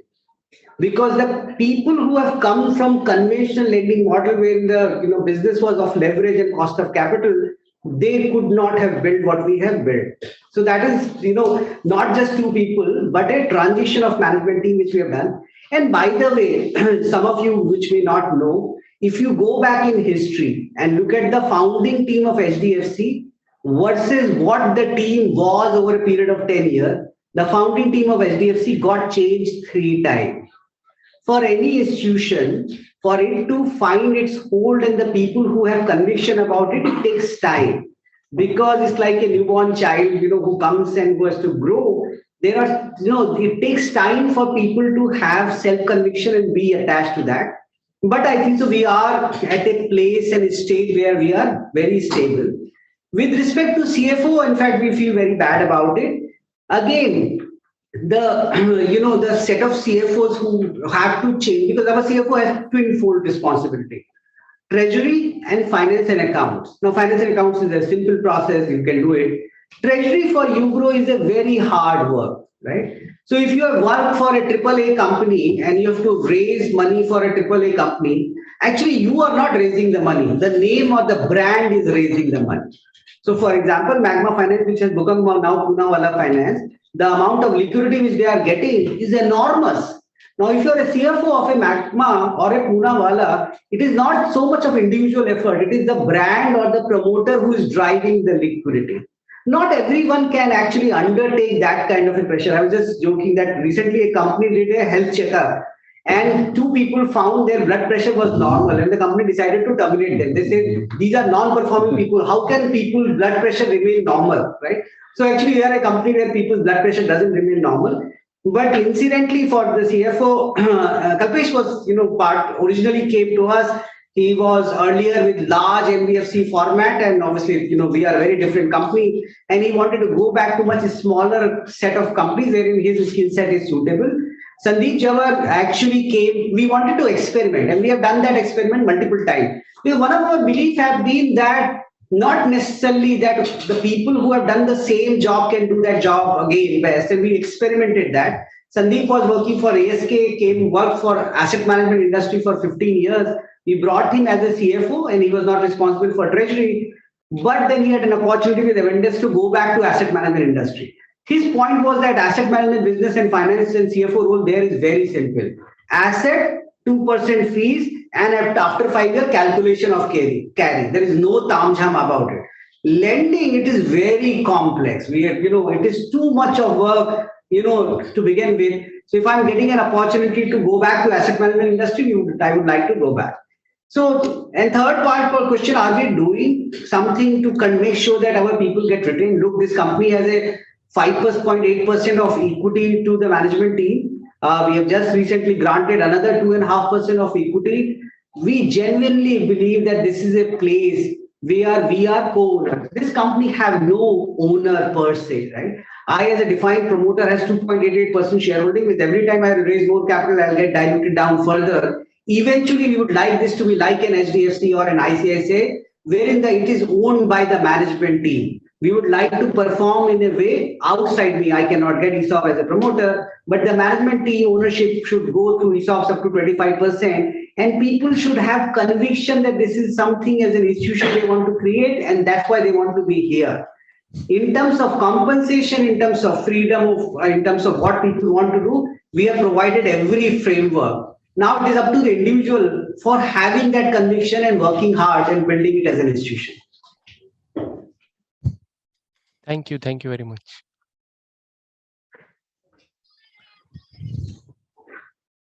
Done? I told you it will take longer than what. Yeah, but you never told me that there will be a Q&A. See, if people will ask questions, then I'll give long answers. So then I'll not, I don't get opportunity to speak a lot, right? So when I get an opportunity, I'll use all of that as much as possible. Sure. We go to the next segment. Yeah, just a second.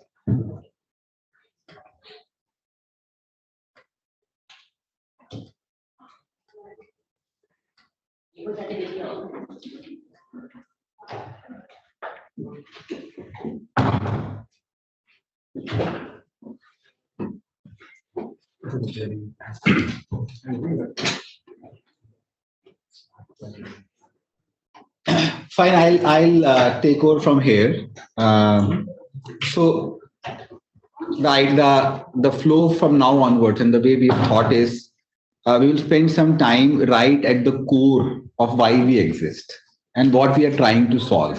Because not many times we get this opportunity to tell what we are passionate about. I mean, all financial performance is a result of something which we are trying to solve, and how we have approached it right from the start, and what are the steps now, and what is the way forward is something in this section between me and Subroto we will take you.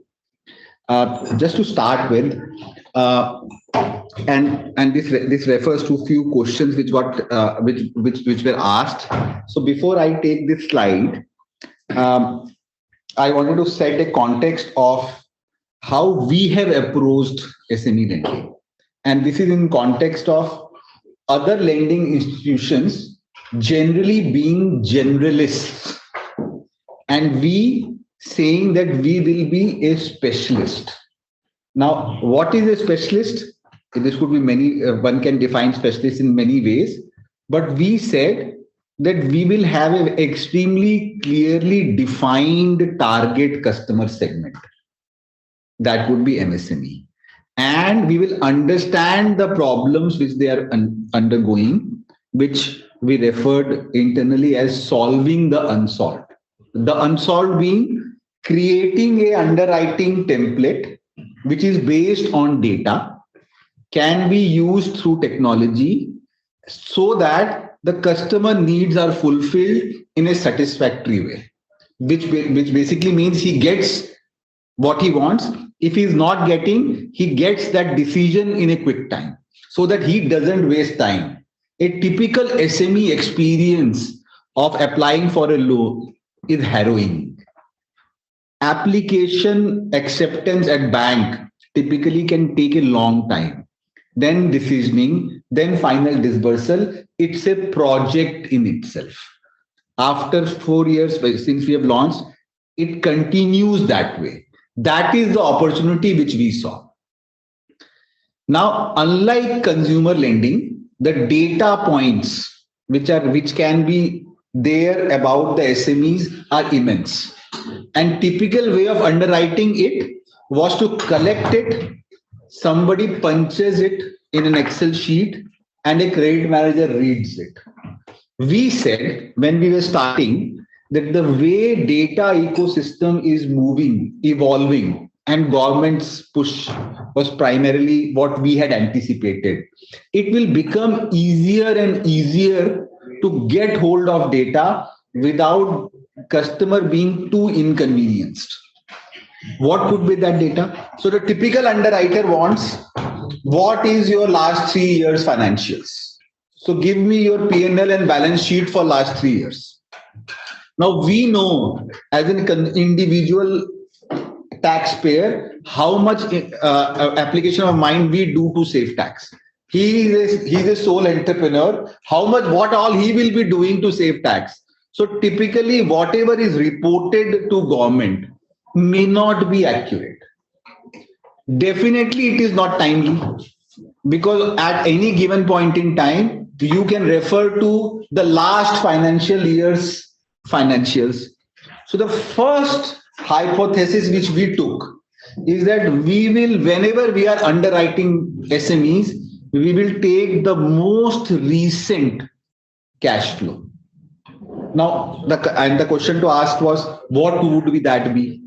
And we said that the bank statement, the latest bank statement of last 12 months is the most accurate cash flow statement a SME can have. So our underwriting is based primarily on that last 12 months bank statement. We also said, and at that point in time, things like data layer was talked about in India Stack 2.0, where something called account aggregation was talked about. Now it has become reality. And what is that? It is a framework where on one customer consent, all his bank accounts can be accessed by lender. It has become true. 10 banks are already live, and very soon, likes of SIDBI are saying, and they are pushing with the government, in next 2 to 3 quarters, all banks will start participating in that. Now, our underwriting is based on last 12 months cash flow, which is the bank statement. And suddenly we have been made available on a click of button, all the bank statements which customer has. And we already have algorithms running for that. So whole idea was, can we be future ready when we are talking in 2018? And we have found that yes, directionally we were right.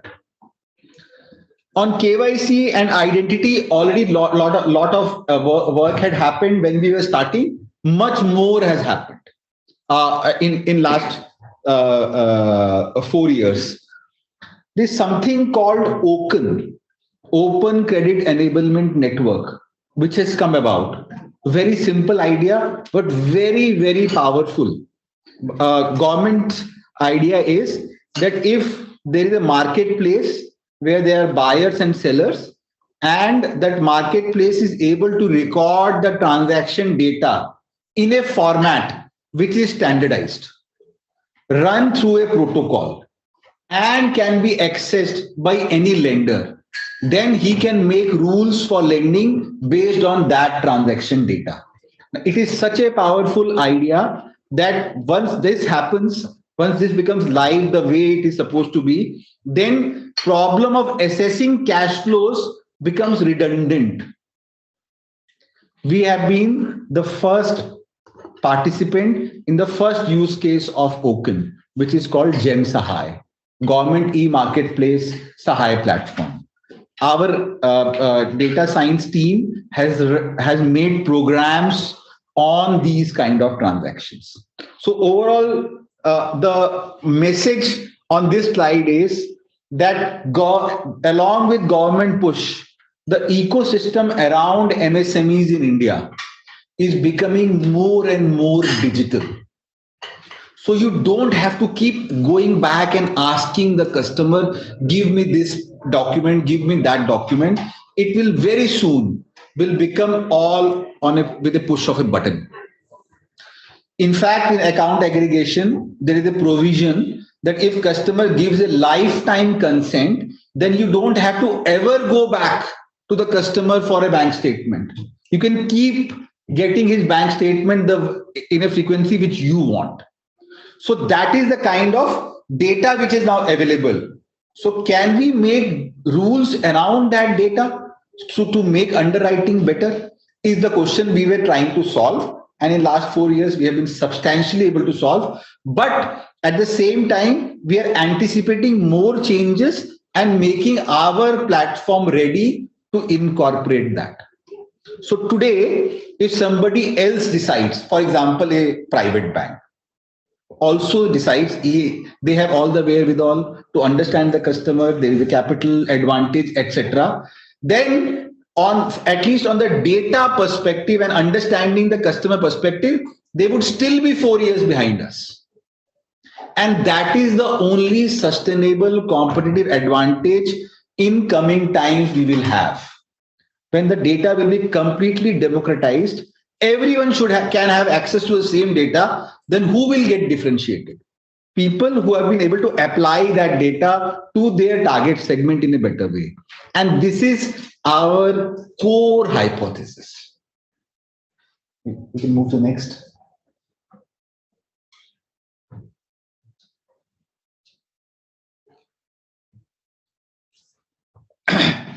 Along with that, so there are many uses of data. And in whenever we talk of lending to SMEs, primarily we think of underwriting only.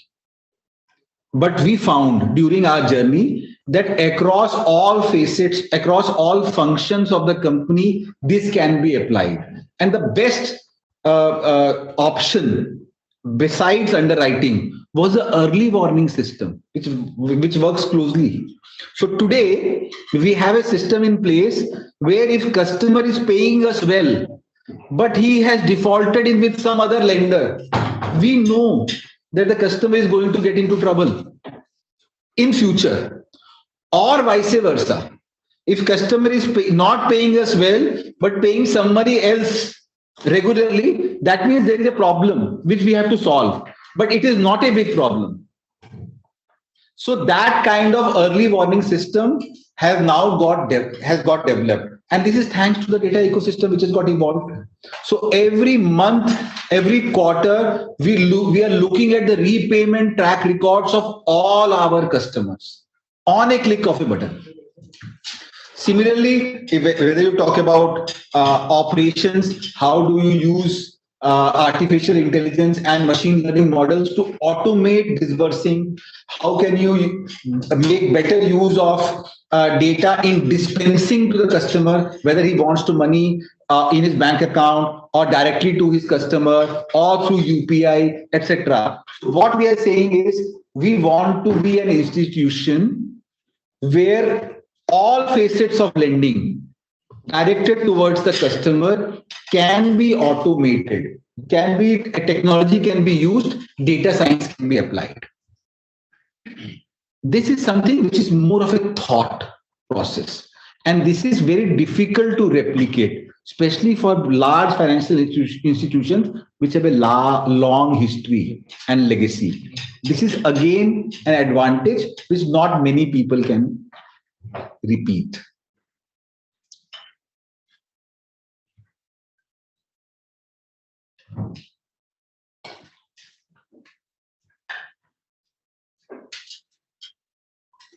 Let me see. It's fine.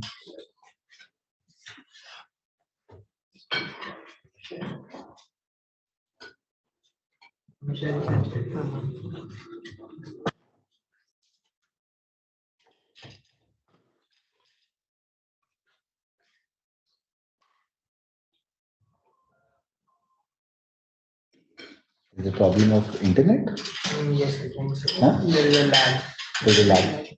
So anyways, by the time the slides comes up, a little more detail, and which is the heart of our overall approach on the scoring model which we have developed. I will ask Subrata to just explain to everyone. Sure. Thanks, Anuj. Hi, I'm Subrata Das. So today we will take the opportunity to share with you in a few more detail as to what is our GRO score all about. I mean, it is the flagship data science product that we have using data to underwrite SMEs. At the onset, I want to just spend a couple of minutes, and you heard Anuj and earlier Sachin speak about the power of data and how we have collected data helps us. We have always followed a zero data loss architecture from day one. So the critical point that I really want to highlight here is the key to understanding MSME is transaction data. As we are trying to make a move to traditional financial assessment to cash flow assessment, and namely you have a bank statement data, GST data, along with credit bureau data, which we are used to see. These data comes from APIs. As opposed to a erstwhile situation, today, a storage of a data in a machine readable form that takes significant effort and time, and it's a matter of design. So currently in the industry, a lot of people are saying that they're using it because all of us want to participate in some way. But there's a difference here. For example, somebody may be using a bank statement from somebody like Orpheus, and they may be reading a PDF file, which is an advanced analysis of the bank statement.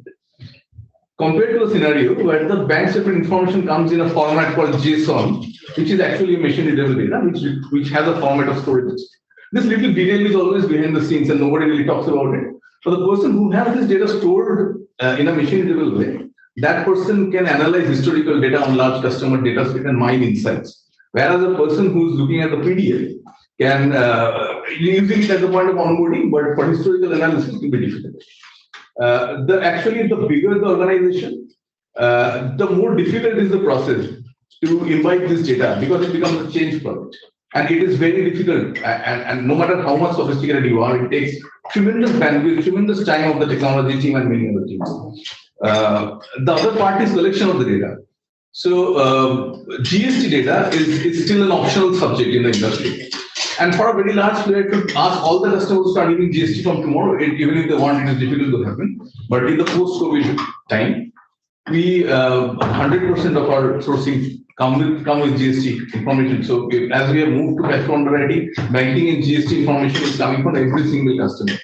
Our design from day one has been to store machine readable data in a switchable technology, in a data storage infrastructure, and then massage and engineer it so that it is always available to data science. So I'll just hold on. I'll give you one example so that everyone is on the same page. I have applied for a loan and the lender has asked me to give a hard copy of my bank statement. They have analyzed that hard copy of bank statement and 100 more customers have applied like me. Now I have defaulted after 1 year and I want to go back and see, can I find any insight from the bank statement which was given at the time of application, but that application is in the hard copy. So can I see it now? Somebody has to go and find out. It is virtually impossible. Even with banks, it is impossible. What we have changed in design is to collect that bank statement in a format where machine will read that bank statement. This is a design solution. This is not data analytics. This is a design solution which we anticipated and started from day zero. This is what Subrata was explaining. Go ahead. And we can move.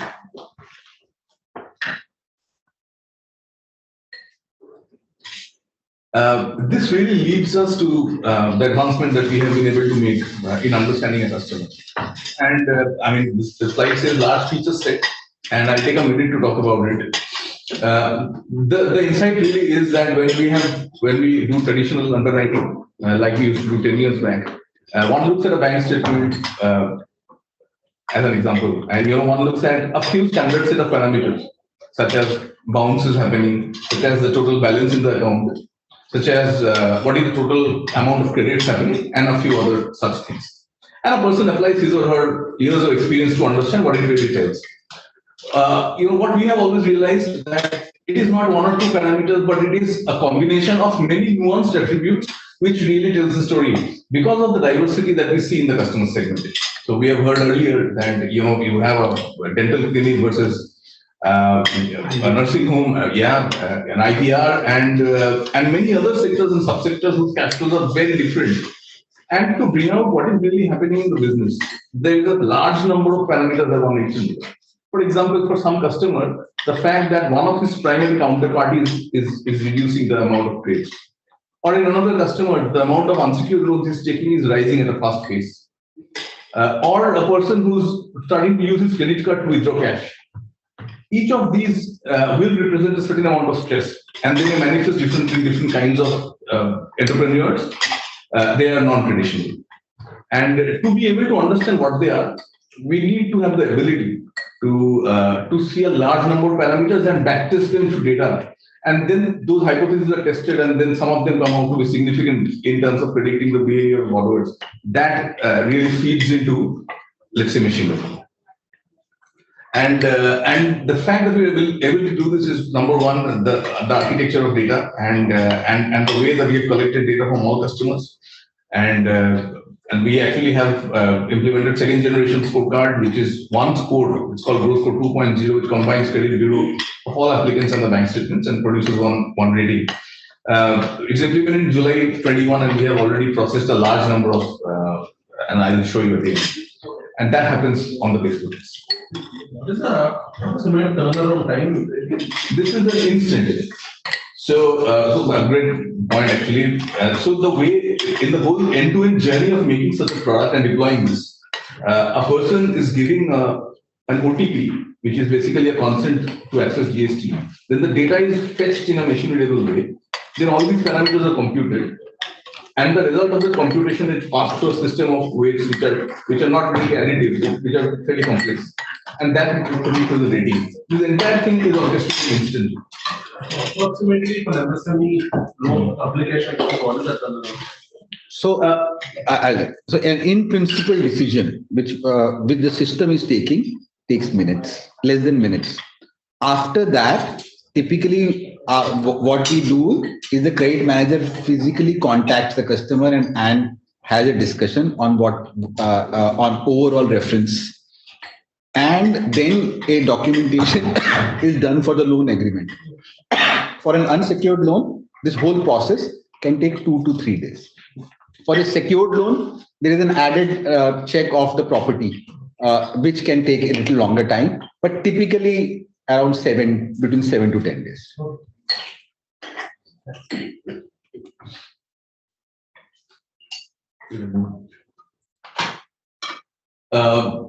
The second part of this is really the algorithm fitting, where we have developed intellectual property based on our prowess on statistical predictive modeling.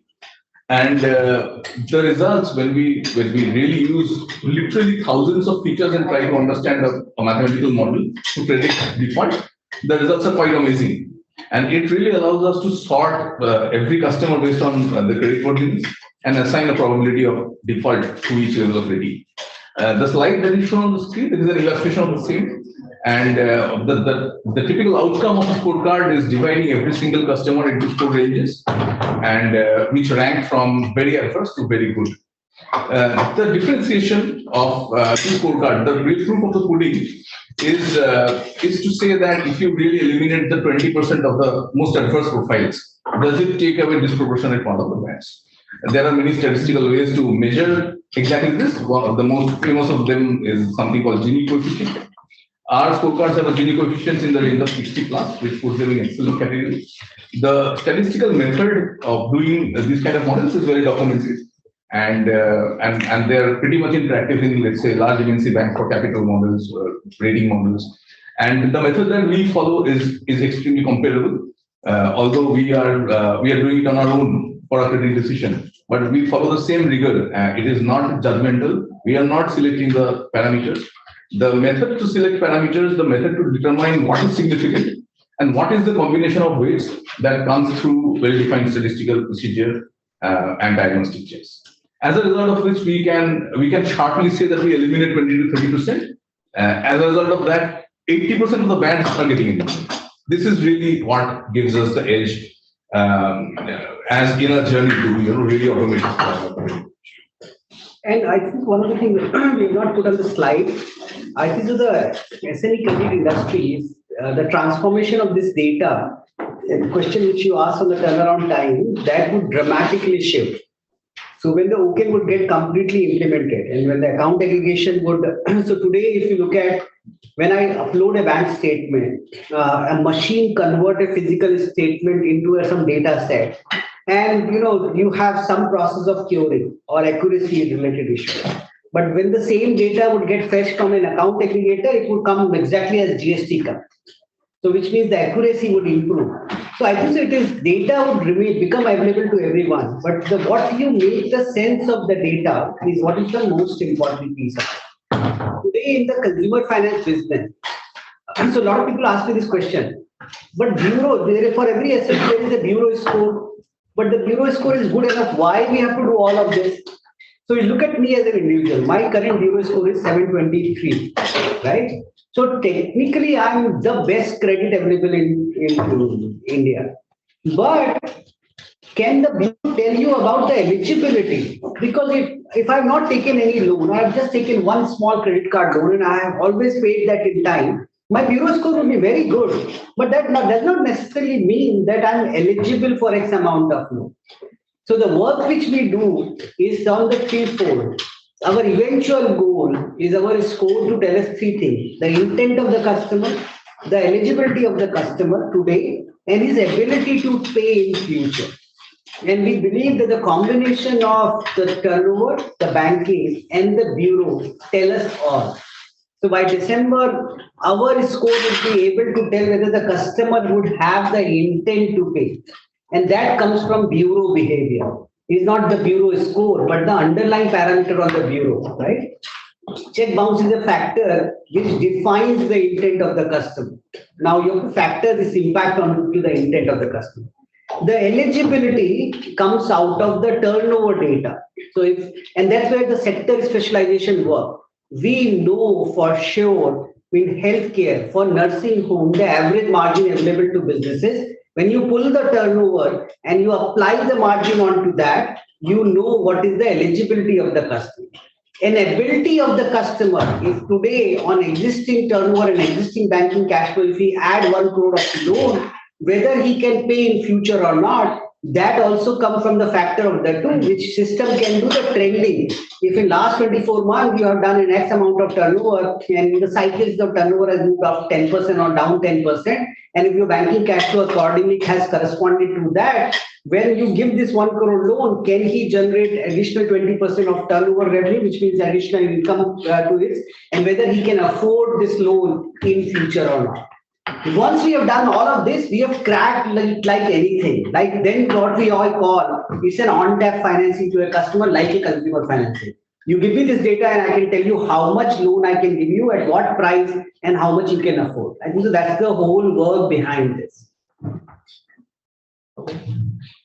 No, I was just checking whether I've said it right or not. Otherwise, afterwards you'll say you can just keep making bold statements which are not true. No, definitely. And in fact, we have put up a slide to say that the GST is getting added to the account aggregation code. Yes, sir. And our growth code as well. Yeah. So today we are live with our second generation score called Growth Code 2.0, which is built on our own customers. It is a combination of credit bureau history of the business entity, the co-applicants who are individual, whose record reflects the individual bureau, and the bank statements provided by them. They are in-house developed scores, and and we have got an internal grid system, which you can say is a equivalent of having best of both worlds kind of selection, if you have to compare it with underwriting. And with the help of this, it really becomes very easy for us to select the top category of customers, which we call A, is the best in terms of bureau and banking behavior. And we feel that they do not require too much additional financial assessment manually. So currently we are migrating to this, we are implementing this, but what is really helping us achieve is we are maximizing the throughput in the segment that we choose. So we want to do more business from the A, B, and the C, and gradually reduce D and E, actually stop E, so that the business is maximized while controlling the credit quality in a calibrated and scientific framework way.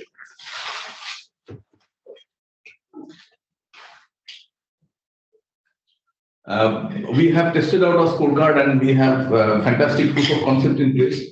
This is one slide which we really enjoy sharing.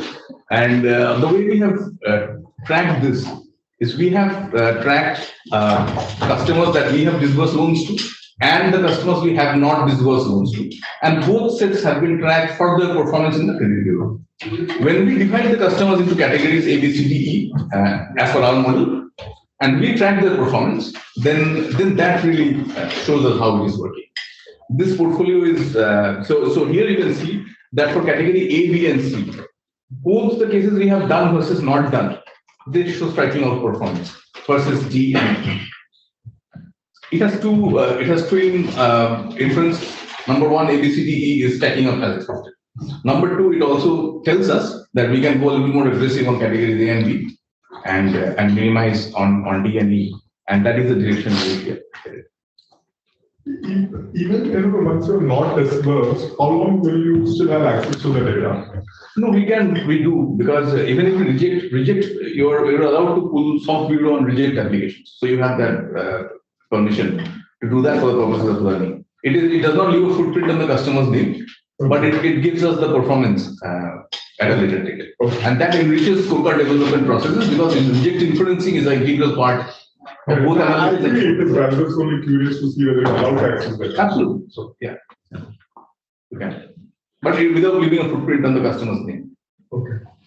It's soft. So and as long as you want. Okay.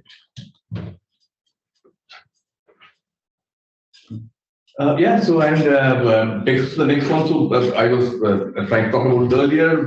Since implementing in July 21, we have processed 21,000 plus applications, which means 67,000 bureau records, 45,000 bank statements, and close to 15,000 GST records we have processed.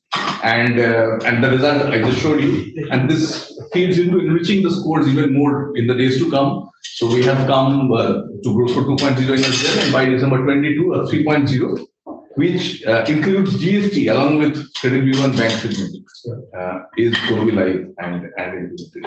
And as we speak, our teams are working on this, and I think that will really put us in a very strong position to bring about revolutionary change in the way we do this, as Sachin said and Manoj has spoken earlier. Have you ever thought of this Aadhaar-enabled payment system where you can directly take money from the borrower's account? There is something called AEPS, right? Aadhaar-enabled. But we take all money directly from customer account because most of almost 100% of our customers we have matched, and we hit their account, and all of our collection comes from the banking system itself. A large part of the large registration is that Aadhaar. E9. Okay. Okay, a little more on our risk management framework. So we have talked about the credit risk, which is a primary risk in a lending business. But besides credit risk, there are various other risks which are defined and which keep evolving. And now we are developing a model under the guidelines of the new ICAP guidelines from RBI to quantify all such risks and its impact on our internal capital adequacy. So overall, from the risk framework perspective, we are creating an industry benchmark on the lines of the way we underwrite our customer through complete data science way and apply the same concepts and same thought process on other facets of risk. And this includes marketing risk, liquidity risk, concentration risk, technology risk, etc. And this whole process, there is a RBI guidelines to NBFCs on that, but we are going one step further and making it as mathematical modeled as possible. We move to next. This is a snapshot of our overall provisioning collection efficiencies and a highlight on the restructured portfolio, which we did during the pandemic 1 and pandemic 2. So our collection efficiencies have hovered around 94% mark. This coupled with our early bucket resolution gives us a model of predicting how much more bad debts are likely to come in future years. And so far, whatever it is coming through from our models is within the budgets which we have. So on an unsecured loan, typically one budgets 2 to 2.5% credit loss. On a secured loan, one budgets about 1% credit loss. And the whole business models have been designed across that. So we keep tracking this overall starting from collection bounce rate, then collection efficiencies, and then bucket-wise resolution. So far, pandemic notwithstanding, we are in line. On restructuring, when the pandemic ended, we had restructured about 137 crores of our total portfolio. At that point in time, it was about 7%. Today, it has reduced to 120 crores. A lot of people have paid back and now become normalized. Out of those 120 crores, also about 85% have started regular repayments. We anticipate some losses from the unsecured pool of that restructured book, which is primarily coming from hospitality and light engineering. Today, it is about 3% of the portfolio. We have a total NPA at the end of June, which we have declared, of about 60 crores. Out of that 60 crores, approximately 24 crores of NPA has come from this restructured pool. So most of the damage which the restructured pool could have caused has happened. We anticipate in next 1 or 2 quarters, a little more to come. But other than that, the normal flow is quite controlled. I just want to add two things. I think so. One of the things, because when we started, one thing which we used to hear from lenders, which was like this: अरे हमने बहुत सारे लोगों को देखा है सब आके नया नया ऐसा प्रॉमिस करते हैं. This is a normal narrative you get from lending institution. हाँ ये बेटा टेक्नोलॉजी तो बहुत सालों से चल रहा है. 3 साल बाद देखेंगे जब आपका portfolio फटेगा. Right? So this is a standard narrative which you used to get pre-COVID. That our ability to lend to you is subject to you show, vintage and seasoning of portfolio. Now you go and tell them all about your data score, all of this, but they'll say, okay, but that's fine. But finally your portfolio would show up. Actually, to some extent, COVID has helped us in that because we could prove to the large financial institutions that one of the worst unpredicted event post that our portfolio also could come out so well. Right? And it is reflected that pre-pandemic we had 3 lenders or 5 lenders with 100 crore of total term borrowing. Post-pandemic we have 63 lenders with 2,700 crore borrowing, which means that generally financial institutions have accepted our credit model and what we have delivered to them.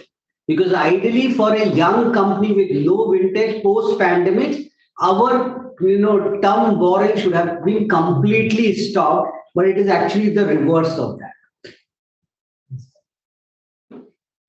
Go ahead. So let me take over from here. So I think a large part of this organization and the organizational philosophy has been the real data prowess and the GRO score and the hard work done by Subrata and Anuj's team. And beyond which, I think once we have a well-tested risk model, a robust risk model that we believe will stand the test of time, which has been stress tested by the pandemic, I think the job of scaling up asset confidently just becomes really easy. Right? So you know that the portfolio is going to hold. So I think post-pandemic, we really, last year was the year of investment, where we invested not only in infrastructure, but also people. So our people strength went up from 200 to about 1,200 by end of the year. Our branches, Sachin did touch upon this, our branches went from 8 branches to about 100 touch point, 100 branches. And that's really helped us scaling our, or rather fueling our asset growth. Just on the asset growth, I think we've always approached the market through 4-pronged channel approach. And this is on back of different customer cohorts that these channels touch upon. So there are certain customers that are touched upon by intermediaries, certain customers that are touched upon by ecosystems, by digital, and so we want to be there across these channels. So larger channel today is of course the branch channel. The slide of course not only talks about the channel itself, but also what products we do and what products do these channels distribute. So we have the branch-led channel, which does our standard prime products, which are known against property, unsecured loans, and the affordable LAP. The micro enterprises channel, which is now a 75 branch distribution, really sells this is a direct distribution, and we do micro enterprises secured loans there. This is our growth engine. In last 1 year, we've built this engine to 75 branches. By about 2025, we will have 250 branches in this channel. Very critical channel for us because the secured loans that come on this channel come at the customer ROIs of between 18 to 20%. Now that's a very lucrative business to do and will remain to be our strong growth engine. The second is the ecosystem channel, as we call it. Essentially harnessing the ecosystems of the machinery OEMs and the supply chain OEMs. So we've built a very robust, productive asset financing business, the machinery finance business. Over last, let's say 1 year, our OEM numbers have almost scaled up from next to nothing to about 40, 45 OEMs now. As we diversify into medical equipments and green energy, this will go to about 150 OEMs in next 24 months. This will be the channel where we will again invest because this is a segment that we've understood well. Our ticket sizes are very much in control, unlike a lot of players where the ticket sizes are very high. And we will continue to grow this in our cities of presence. On the other side is the supply chain business. We do, so again, it's an ecosystem business, so we have the anchors and we fund both sides of supply chain. So we do the dealer side and we do the vendor side. A vendor side, of course, is always very rate sensitive. So we've focused ourselves on the dealer side of business, given that our GRO score is able to assess independently the dealer. I think that is our strength, and this is where we are expanding very, very strongly. We have about 45 anchors now. Our approved limits are in the range of about 1,000 crores. The book still is at about 400 crores. So we keep building the book and keep increasing utilization. Extremely profitable business for us going forward because low OPEX and one-time customer acquisition. So this will continue to be a large business for us as well. I keep saying we will harness every cohort of customers that different channels reach to. There are certain partnerships where they have already been embedded in certain platforms or have reached customers. So there are two options. Either we build our own stack, but that takes bandwidth, that takes time. So we have a large partnership and alliances business. All these are regulated entities, so the latest regulation does not impact us. All these are NBFCs who've done well on their technology, on their platforms, on their risk models. We co-write our policies and work with them. So this portfolio, which is about 500 plus crores today, is an extremely profitable portfolio. For us, it's almost a pseudo secure portfolio because this is backed by credit guarantee from those NBFCs. Right? So that's our third business. And fourth, of course, is the direct to customer business. This business is in a very nascent stage. I think in next between 30 to 60 days, we will go direct to customer. We'll launch a direct to customer proposition, essentially the last mile, and that will be one of our key customer acquisition channels. So amongst these four channels, go to the next slide. Amongst these four channels of distribution and the products, the idea is to service every credit need of every MSME. So like I said, amongst the products, we do everything from a 50,000 rupee loan to a 3 crore rupee loan. We do everything from a 7-day working capital loan to a 15-year secured loan or a 5-year productive asset loan. Of course, there's a significant differentiation in terms of this collaterals that we take. So there is productive asset financing, there is security, there is residential, commercial, industrial, all kinds of properties is what we fund. The secure book is very robust. The unsecured portfolio today, in one of these slides, you will see is just about 25%, and that's where it will remain. It's a great business because we believe that it gives us high yields, and because it's backed by and completely underwritten by GRO score, it really shows our ability to underwrite the customers quickly, more efficiently, and appropriately, so that the portfolio stays intact and gives us high yield. But it will remain at the 25%. So across products, I think we are now in about, like I said, about almost 100 locations. We have 1,000 plus GRO partners or intermediaries which support us on the prime and the prime business.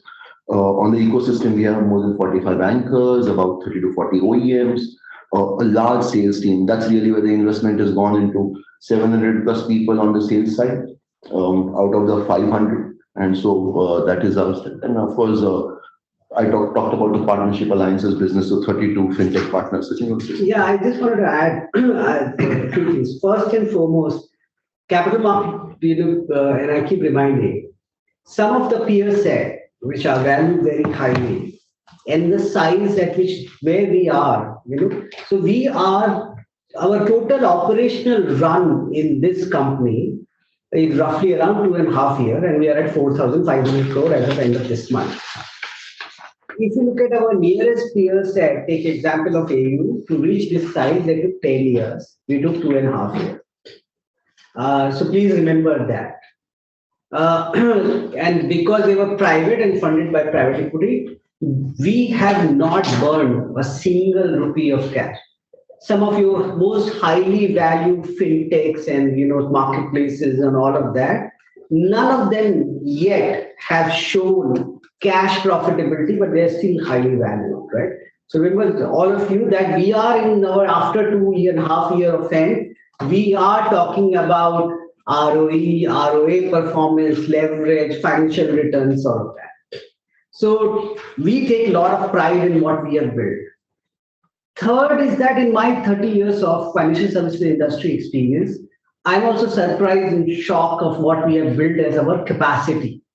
So today, not only we have the ability to service the smallest SME with a 1 lakh rupee of loan requirement to a mid-sized SME who have a 3 crore loan requirement, and all format and types of loans. So we look at different customer segments. They will have eventually an interpolability and cross-sell opportunity. But we keep it the brackets in. So the prime customer in top 25 cities who is well banked, who has a collateral to offer, which is self-occupied residential property, but need other term facility to expand its capacity. We service that also, which is at 10.5%. And we can do that because we take that loan to a co-lending and we make money on that. The micro enterprises, which is tier 2, tier 3, and remember this, that all retail trade today is MSME and the new MSME classification for proprietary sector, right?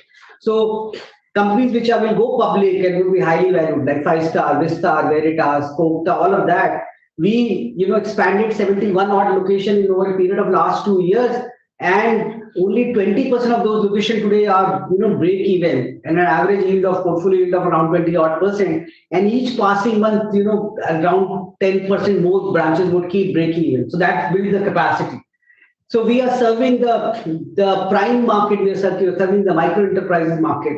We are serving the productive assets. So it is very odd that when we give a loan and the collateral is the property, while we tried seeing where the money is used, but we can't control it. A business enterprise can take a loan and use that money to go on a holiday.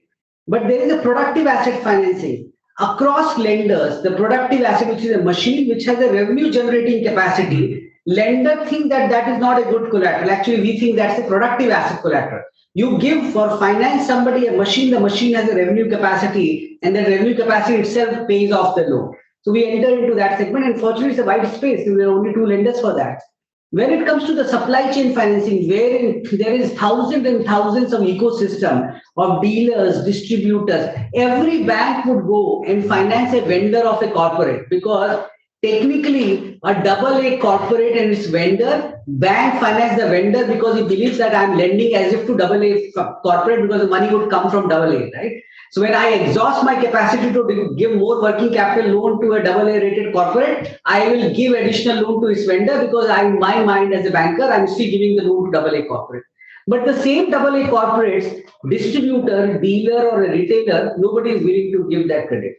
The fact is that retailer and dealer for last 15 years have been buying on credit from the same manufacturer and have been paying in time, but still is not credit worthy. But when we run our GRO score and combine that what commitment anchors give us, we provide the credit for that. Then there is the last piece of that. There is a large portion of otherwise underserved market, which is in the range of 20% to 35%, which are even smaller, MSME, where we still don't have, we are still old little traditional set of people. We can't finance that, for which we have created this massive partnership and alliances channel. Today, 79 plus partners are integrated in our system. They can be a small NBFC, they can be a fintech, they can be a revenue-based platform, they can be any format of it, wherein we are comfortable because they provide us some kind of a first loss cover, which means that when our score is pricing them, combined with their first loss cover, our portfolio would not blow up. And when we launch our merchant financing platform, it will be the first unique platform wherein we will onboard more than 1 million merchants in a very agile platform, wherein within minutes we'll be able to give credit to a small business, wherein he will not be loaded to pay interest for a term period, but if he use credit for 1 day, he'll charge interest for 1 day. So I think so over a period of 2.5 years of having built the ability of this kind of differentiated and deeply penetrated distribution system, we have not come across. And I think so the value of that and the size of that is now yet, is emerging with every passing day. No, and truly, because we've been disbursing about 500 crores gross volumes on a monthly basis. So we will see on the operating matrices, Last quarter was about 1,350 odd crores. This quarter will be up in upwards of 1,500. So it's really that the distribution is really now giving results, and the productivities are coming to optimum. So we will see that growth going forward. But now that there is a large distribution, there are different channels, nothing really would have been possible without a robust tech platform. And I think a lot of investment and a lot of minds has gone into building these multiple tech platform, a very robust platform. Core of all these platforms remain our GRO score. Around this GRO score are these platform bits. There are different platforms that are there to service different channels. So GRO Plus app is really an intermediary assisted model app for our prime businesses, for our loan against property, for our unsecured business. This is where our distribution can digitally upload all the documents of the customer, and the customer gets assessed on basis of GRO score for a yes or a no in principle, and then comes into our credit system. Templatizes whether it is Kanyakumari or whether it is Tirunelveli or whether it is right there in Jaipur or Jodhpur in Rajasthan or Calcutta. I think the thought process therefore remains the same: which customer to onboard, which customer not to onboard, taking away the subjectivity. Usually, why do markets fail? And we heard this market isn't doing well. Why do they fail? Because they have let subjectivity creep into their underwriting. So we've taken away the subjectivity, and that's what the GRO Plus platform does. We will see how the GRO Plus platforms work at the end of the session. Neeram will take us through this. The GRO chain is really where our supply chain platform is based or housed. Very unique platform. Very, very different from what market offers. Allows the anchors to access the platform, allows the dealers to add invoices, allows us to instantly approve those invoices and pay these dealers. It allows them to pay back and for us to monitor how their limits are. So it's a completely separate, not only a loan origination and a management, loan origination and a servicing system, but also loan management system. And that again is one core platform that we've built for our supply chain growth engine.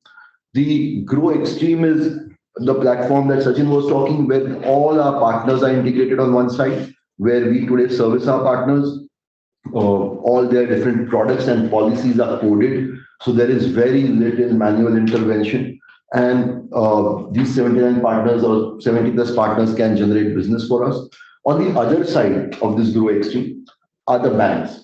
And this is where we do upward co-lending. So whether it is integration with Bank of Baroda or Central Bank of India, or tomorrow we were talking about Punjab Sind Bank, they will use this platform to evaluate our business, approve our business, and then is when we will transfer the loans to them. So quite a concept. There are some existing platforms, but this is quite a concept where we are in the middle. We have the smaller NBFCs and fintechs on one side and the banks on the other side. Eventually, one day, our dream is to ensure that we are able to move the liquidity from the custodians of liquidity, which are the large banks, to the smallest NBFC through this platform. But yes, we will evolve as we walk along.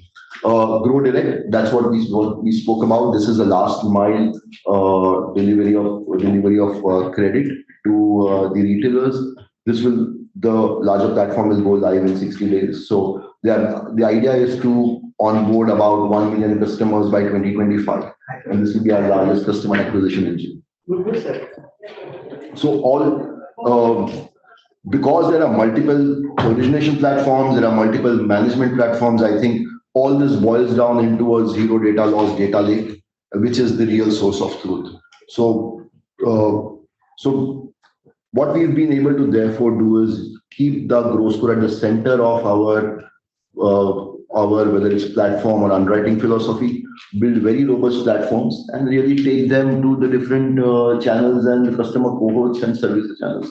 That gives us significant strength on asset generation. So today we generate about 500. If we look at where we want to go on 2025, it is only incremental productivity and efficiency that will take us there. And so we're pretty confident that we will get to that number.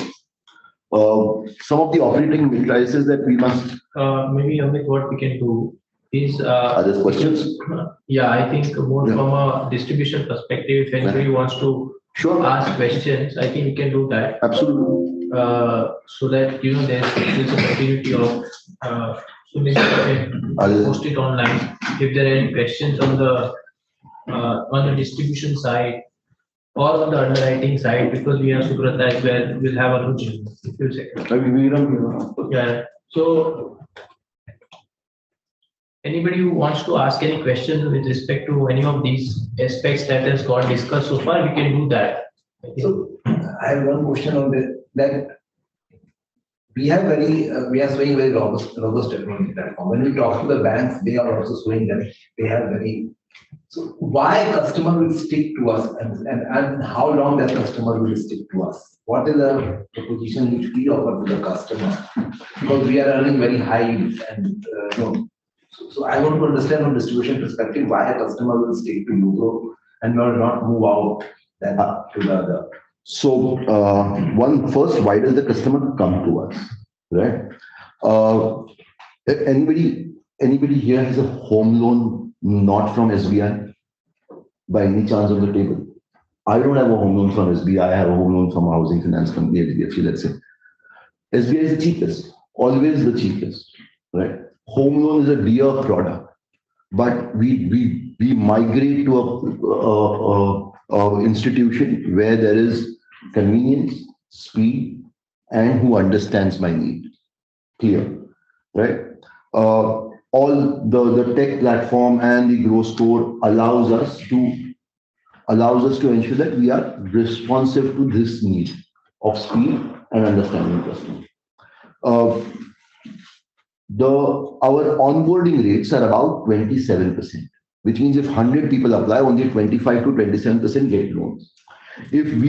What our platforms and the core GRO score allows us to do is, if not say a yes immediately, at least say a no immediately. That improves my efficiency, my OpEx model. So our GRO score rejection rates are in the range of anywhere between 45 to 55%, depending upon what product you want. So which means the 50% of the people in next few minutes know you're not going to get a loan from UGRO. We only work on the 45%. I think if we were a traditional institution or any other traditional institution, all these 100 customers would have been evaluated for 7, 10, 15 days, and finally only 25 would have got onboarded. So I think that is what the platform brings. And that is why, whether it's the intermediary distribution or whether it is the anchor-led distribution who is able to see, when you said that banks do have robust, there's no question, banks do have, and they are building further more robust systems. But at this point of time, our anchors are able to see what is how much have we funded the dealer? Is there a ability for them to further pump and stop their ability to raise the invoice? That's what we've not just kept it to customer. We've gone ahead in the ecosystem, entrenched in the ecosystem. That's the platform that we've built. And so that is helping us onboard customers. We keep improvising. There is a head start. Some people will catch up. Some people may not, but we would have then further improvised. So we would have improvised on our scoring models. We would have improvised on our delivery models. And so that is how customers will therefore remain with UGRO. And that's how much of this is inbuilt and how much is outsourced? Like how easy is it for another NBFC to just replicate what you have done? So none of the, can you go to the platform slide?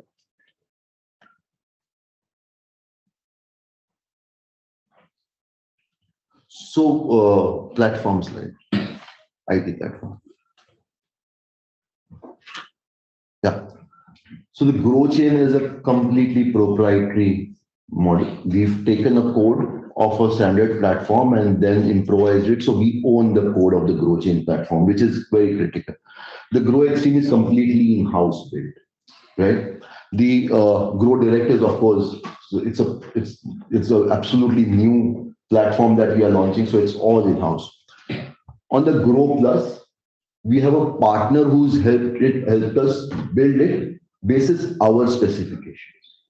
So there is, and loan management systems are very standard. We have the most robust, Nucleus is one of the most robust and loan management system that every NBFC has. So loan management system, there isn't any innovation, but the onboarding and the servicing platforms are all in either built completely in-house. There's 100 people tech team completely in-house, or built with a partner who's built it on our specifications. So the question is whether somebody will have to can replicate it, or somebody will have to see it. There is no off-the-shelf solution available that somebody picks up and just uses. So just to add, in isolation, all the technology and data is available. It is a combination of application towards our target segment in a customized way is where the differentiation lies. What are your source? Who like the customers are onboarded, but before that, who brings those customers to you? So I was just trying to explain. So why don't we, Dishan, go to the distribution channel slide again. So the branch-led distribution has two parts. One is our prime branches, which are 26 branches, which is Mumbai, Delhi, Ahmedabad, Bangalore, right? This is where we do, those are the three products: loan against property, affordable LAP, unsecured. This is intermediary level. Ye DSA level. 75 branches, micro enterprises. This is where these are our branches, our field force, direct, street on street, acquiring customers for micro enterprises. That's the second. Third, ecosystem. Ecosystem mein do hai. One is the OEM-led productive asset financing, machinery finance business, where we go, we tie up with the OEM and we ourselves service. Again, a direct business. Supply chain is again a relationship business where we go, we will tie up with the anchor, then we will, our own team goes and services the dealers and the vendors. So again, a direct business. Partnership and alliances, of course, there are partners there. And direct digital is acquisition through digital channels. So prime, which of course is a large component of our business, is intermediary driven. About 50% or 40 or 50% will be intermediary driven. The rest all is direct business. Sure. So there's a question from Harsh Patel. Harsh, please go ahead and ask a question. Hi, thanks for letting me. So on the bank statement part you were explaining, so I just wanted to understand what data do you pull from this bank statement? As in, do you calculate the free cash flow or a proper cash flow statement is generated? And how many of the peers are doing it in the co-lending space? The same. So I'll take this question. Everybody is taking bank statement in the competition with the kind of analysis that we are doing. I don't think anybody is doing. To start with, we take 12 months banking and we analyze each day of those 12 months.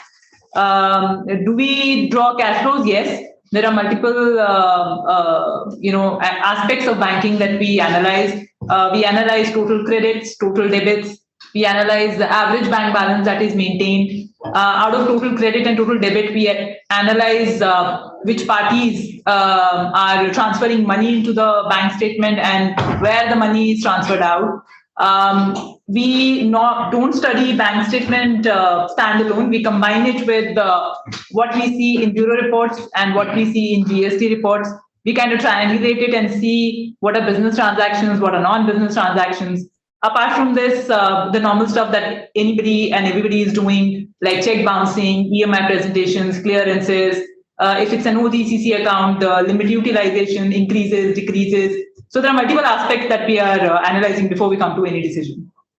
So I can just add just a couple of points to that. So on any, when we do bank statement, work with the bank statement, you can say that there are two parts to it. One is where a person like a Perfios, who's a partner, converts the PDF into data form. That data form basically has transaction level data. One transaction is the date, the value, a narration, and what is the value of the transaction. This for as many transactions as he has over 12 months. So over 12-month period, an MSME may have 20,000 transactions. This data comes to us. A certain amount of aggregation comes as a part of this product. That is the total value, average balance, and so on and so forth. On the top of that, we create a set of things which are proprietary to us. And those could be, as you have said, those could be something to do with a specific counterparty. This could be any specific trend of how the balance is fluctuating between quarters and quite a few other things. So the second part is proprietary to us. The first part, you can say it is widely available and largely everyone is using it. The second part is a little more niche. We believe we have done a very good job at it, and we are continuously improving. Some of the others could have done it, but that part is the part where fewer people are doing it. And how well somebody does it is definitely a competitive advantage. And what is the turnaround time that you have? So from day one, assuming that I submit to the bank statement, is 7 to 8 days, right? What you said? No, so banking analysis actually, happens instantly. So we are able to give a decision within minutes. The outside limit is 1 hour, but most of the cases get decision within 15 minutes, and which includes this banking analysis and gross code generation. So within an hour, we are able to communicate to the customer whether we can lend to the customer is financially eligible or not. Based on the bank statement only. Bank statement, GST, bureau, all the parameters. Got it. Okay, thanks. That's it from my side. And that's what I was explaining, is that if it's a no, at least we communicate instantly. And a yes, there is a little subjective overlay. We saw, and where does the subjective overlay come? We saw in Subrata's slide, he was talking about gross score A, but not disbursed. Those would have been our subjective overlays of whether the collateral was not right, or he didn't see the stock, or there could have been some other concerns about his political connections. I don't know, but there could be multiple overlays. Those are subjective. So, go ahead. Okay. So, our sales force compensation, how that is, or target, how that is being designed. If you can, like to system by whether they have basically more rewards for generating higher leads or higher closers. No, so across, it's not us. I think across the industry, Salesforce is always rewarded on what is the loan generated. There is no remuneration for just generating leads, right? The Salesforce is rewarded on the value of loan generated, the revenue parameters, which could be the ROI, processing fees, and other incomes. And there is a part of portfolio quality that keeps coming, which is the lag effect of it. So a 6 month lag effect on the portfolio quality is a part of their remuneration. 6 months. 6 months lag, early indicators of the portfolio.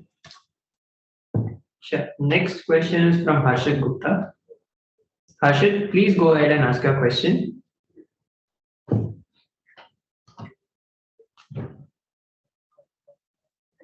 Harshit, you can unmute yourself. Oh, okay. So Harshit registered on my behalf. This is Nikhil Agarwal. That is why I got confused. So this is Nikhil Agarwal from VT Capital. So first of all, what an enriching session. Thank you so much for so much of information. And secondly, so I have a few questions about the underwriting and distribution thing. So first of all, one thing that can be really in favor of us is the lifetime consent thing that was explained to us in a very good manner. So I just wanted to know the account aggregation thing. Is it in full force right now, or by how much time will it take for the industry to adopt to account aggregation in its complete sense? Where are we with it? So currently 10 banks are live on account aggregation. In account aggregation, there is a concept called FIU and FIP, Financial Information Provider and Financial Information User. Typically, banks can be the financial information providers. So unless all of them participate, as NBFCs, our participation becomes irrelevant. The people who have already a big event happened last month when SBI also consented to participate. So today SBI, HDFC, ICICI are live on account aggregation. Some initial teething technology related troubles are there, which are likely to be sorted in next 2 to 3 quarters. In some banks, the current account and the ODCC account lies in different platforms. So some banks have gone live only with current accounts. Second, so far, it is much more enabled for proprietorship as far as entities are concerned, because in partnership and private limited companies, there could be more than one person from whom you have to take consent, and that consent mechanism is still getting formed. So in my personal view, in about a year or so, account aggregation in full form should become enabled. All right. So right now the proportion of loans that we source, right now, are we using a lot of account aggregation right now in our books or not? So we are live on with account aggregation, but we are not most of our loans are not from account aggregation at this point in time. We are relying also on customer upload of bank statements. But in due course, more and more of our portfolio will become live as more and more banks become live. Correct. Understood, sir.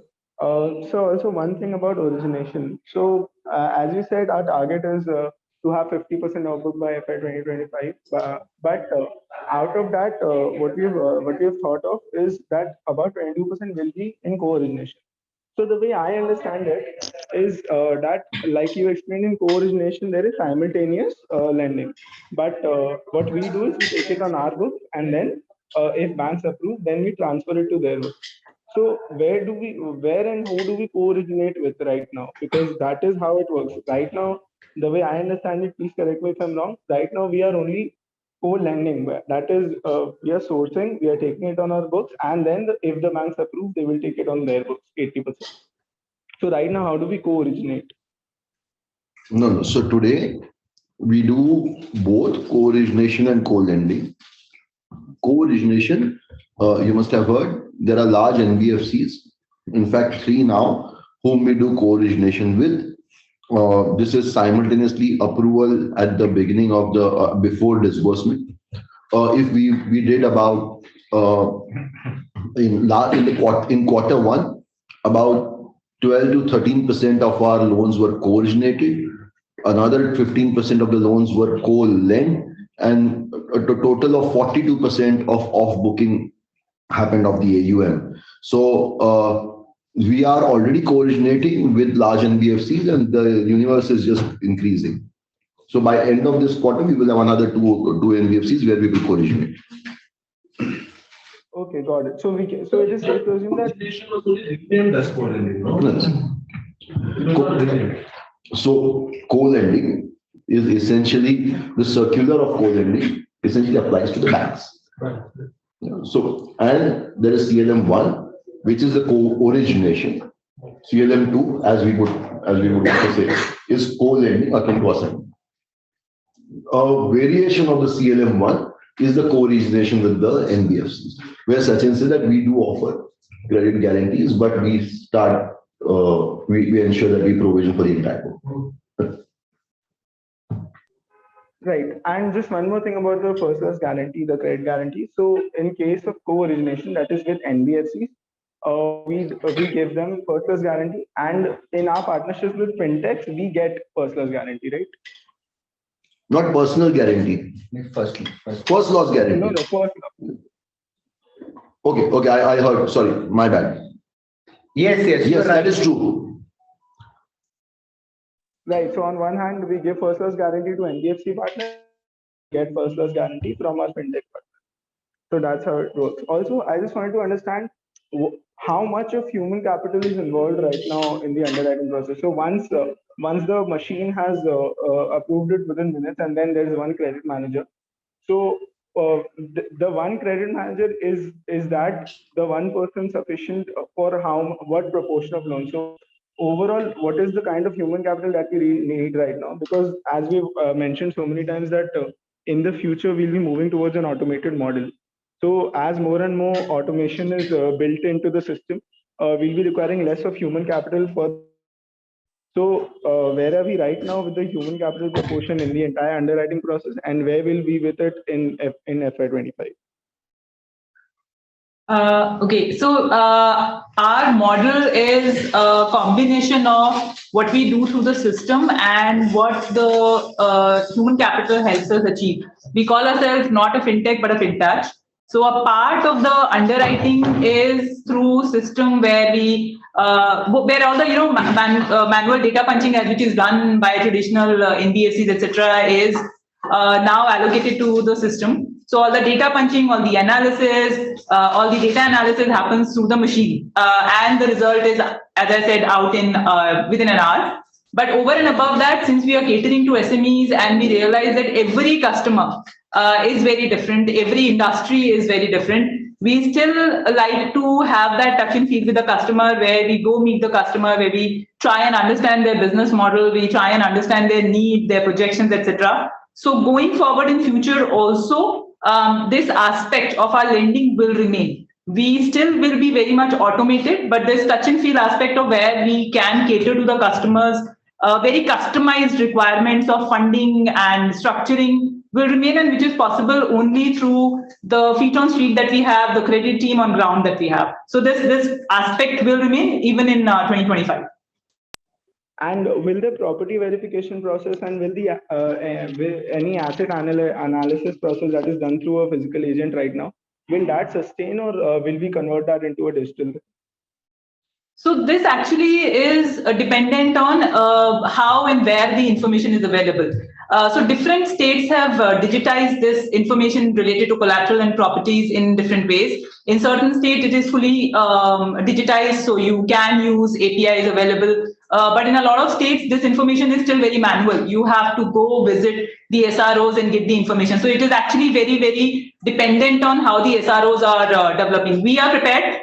There are vendors available in the market. Internally also, we are trying to develop something through which we could get this information digitally. But it will happen parallelly with how the SROs are, or the registrars and registries across the states and across the locations are evolving.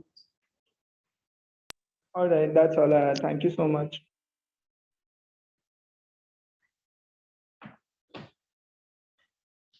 Sure, thank you. Next question we have from Anil Tulsiram. Anil, you can just unmute yourself and ask a question. Yeah, thanks for the opportunity. I have two, three related questions on your supply chain finance. So first is, can you please tell what is your credit cost experience in supply chain finance year to life to date? And second, can you please explain your underwriting process supply chain finance? Because I think technically it's an unsecured loan, so do you take any guarantees or how exactly you satisfy yourself? And the third is it a manual process or is it to a large extent automated, like the invoice submission and the verification, the anchor agreeing to it, and the entire process? So there's three questions on the supply chain finance. Thank you. Okay, so the third question first. In supply chain, there are two sides. One is traditionally called the demand side, other is called the supply side. So, and in both the underwriting approach is a little different. On the supply side, there are vendors who are supplying material to a large anchor, and the money is payable from the anchor side. In this case, typically you want to underwrite the anchor and you want to automate the process so that no collusion or fraud happens. That part is completely automated. So in our systems today, when a supplier supplies to an anchor, he raises an invoice. In the same system, the anchor accepts the invoice. Only we fund that invoice post the anchor has accepted that invoice. This all is done through an automation.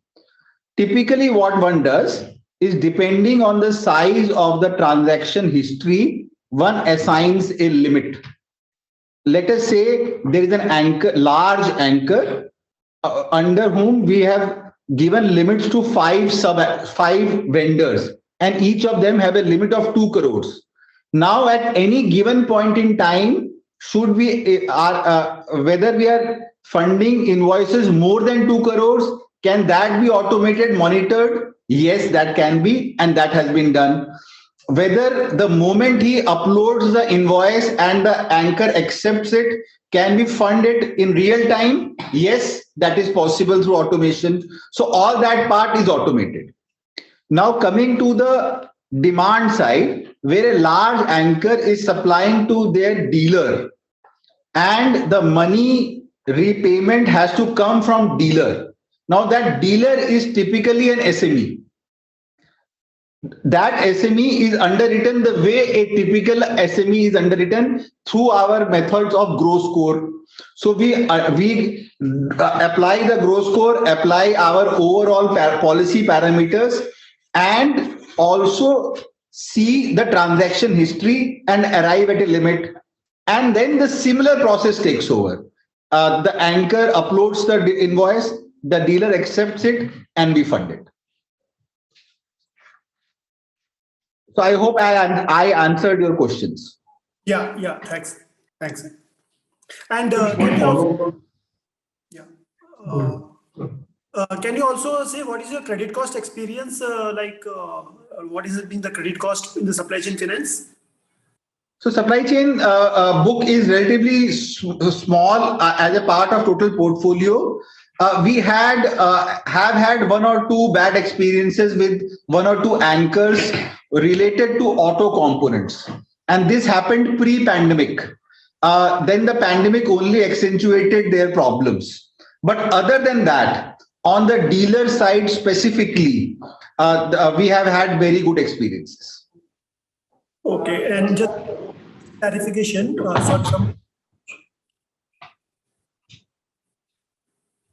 Go ahead. Yeah. One last clarification. If the supply chain finance is on the supplier side, the payment come directly from the anchor, right? That's right. Thank you. That's it from my side. My follow-up question to that was for anchor. How many such supply chain relationship he may have? Because it's like an attractive business. Yes. So so whether it's a bank, NBFC, or how many lenders would he tie up with? So it is a function of his drawing power and working capital management. Yeah. As many as possible. Yeah, but what have you seen? But typically what happens is post the new RBI guideline, there is one lead banker which is now assigned. Yeah. And till the time he is there, all the revolving limits have to come from him. Yeah. But in our experience, there are multiple lenders. Yeah. Multiple lenders, mostly on the unsecured side. Okay. So the banks will also have their own supply chain for the larger vendors, and you will kind of go into the smaller vendors. Yes. So as you keep going down the food chain, the propensity of the other NBFCs financing keeps going up. And they will just basically connect their system with all of you, all the lenders. That's right. That's right.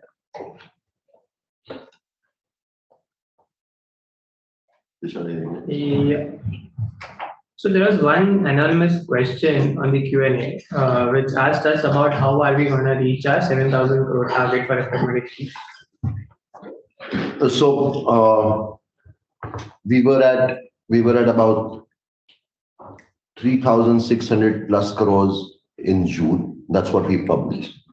We are acquiring at about 500 crores a month. We were at 4,000 crores July end. We should be shy of 5,000 end of quarter 2. I think 5,000 celebrations are in line just before Diwali. We still have 6 months, and at the same run rate, I think the 7,000 is already what we've kind of comfortable with. And how much will be so 35% usage almost? Absolutely.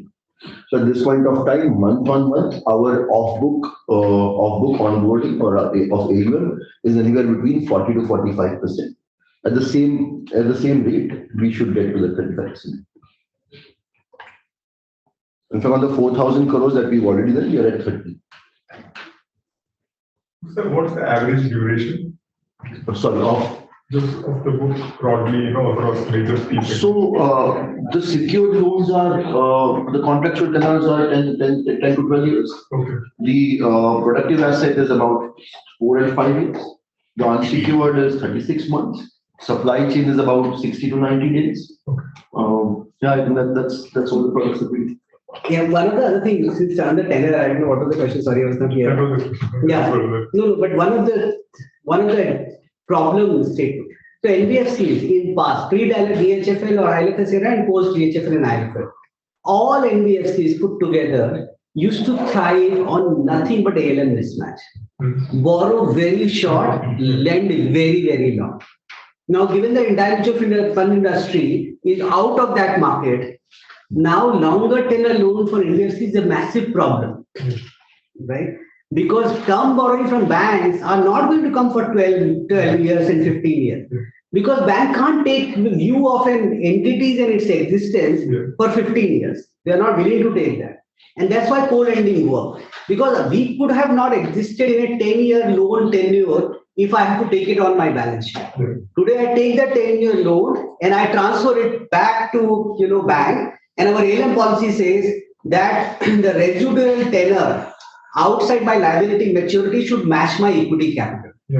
So that's why we are being able to match our ALM. So the 20% long tenor asset should be equal to my equity capital so that I don't take any risk. So without co-lending, majority of the market need cannot be serviced by NBFC. Sorry, this was a digression, but since it came, my thought I just There's another question from Ketav Shah. Ketav, please go ahead and ask your question. Yeah, I wanted to understand the breakup of the different channels today in terms of your loan origination and how it could possibly look over the next 2 to 3 years. Yeah. I think the next slide really. So this is our product mix. I think we have a very, very well diversified portfolio. The diversification is not only in terms of secured, unsecured ticket sizes, but also to do with channels. So our first three products here, or rather the secured prime loans and the unsecured prime loans and the machinery loans are, the secured prime loans and the secured unsecured prime loans are essentially the intermediary channel, which is about, if you can see now at this point of time, is about 60% of our book. Yeah. Micro loans, which is a growth engine at this point of time, may just be a 5% of our book, but this is the direct channel and this will keep growing. Supply chain, machinery finance, these are again direct channels. These constitute to about 20%. These will remain at that 20%. Partnership and alliances is just shy of about 20%, about 17-18%. We will maintain this book at about 15%. So between different channels, partnership will remain at that 15%. The intermediary business will remain at about 50%, and the rest all will be direct. So directionally, I want to add that. See, look at this way. So the channel contribution on balance sheet asset are two different things altogether, right? So this is what we are giving you is that an AUM level construct. So for example, our unsecured business, large portion of that doesn't come on our balance sheet but goes into the partner balance sheet, right?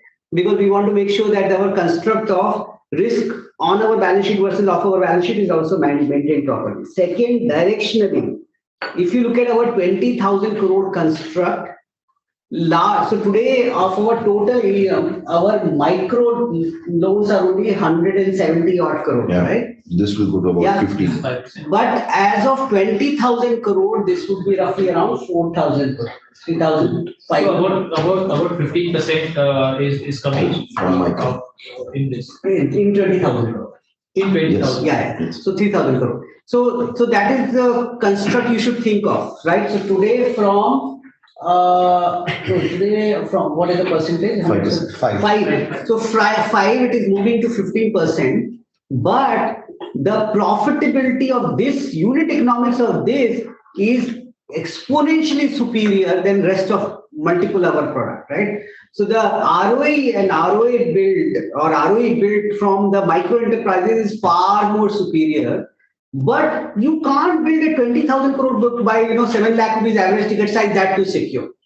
And that's the mix. In fact, just somebody called and they were asking me the difference between us and another small peer set which just do 3 lakh rupees of unsecured financing. So theoretically, on a piece of paper, a 3 lakh rupees of unsecured micro enterprises financing at 28% to 35% gross yield looks very attractive.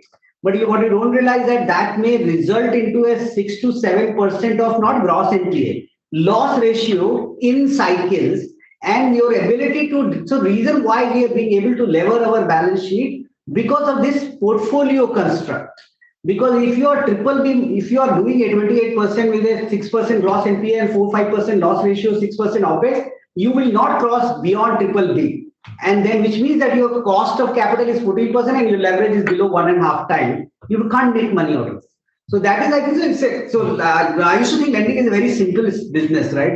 But lending is as complex as it could be because you have to keep everything going. Very right construct of portfolio may secure to unsecured product, leverage, yield of the product, distribution cost. So I think so we have optimized, and that's why people keep asking, "Ab naya kab kya karoge?" So and I keep answering, we don't have the capacity or bandwidth to do anything new. We are at the end of the day, lending or any format is a boring business. You just keep doing what you have been doing and with what you're good at, and don't innovate beyond it, right? So all of our innovation is in the hands of the intelligent people on the data analytics side, but not on the portfolio construct and on other. In spite of delivering very high quality performance on our unsecured loans, which is actually at a product level is highly profitable, we have not increased its funnel beyond 25-30%. Theoretically, from a current run rate of 125 crore, if we want to go to 200 crore, it is matter of months because that's so much of size of distribution. But in 6 to 9 months or 12 or 24 months, what impact cost it would have if there is another cycle, we just don't know. So the prudence of enterprise risk on the credit and the portfolio management is as important as the product profitability. And you have to have a little longish view for that. Sorry, it's a long answer for a very small question. Sure, thank you. That helps a lot. And in terms of, so just one last question. In terms of portfolio behavior of bought out or partnership versus in-house store, is there any difference that you see?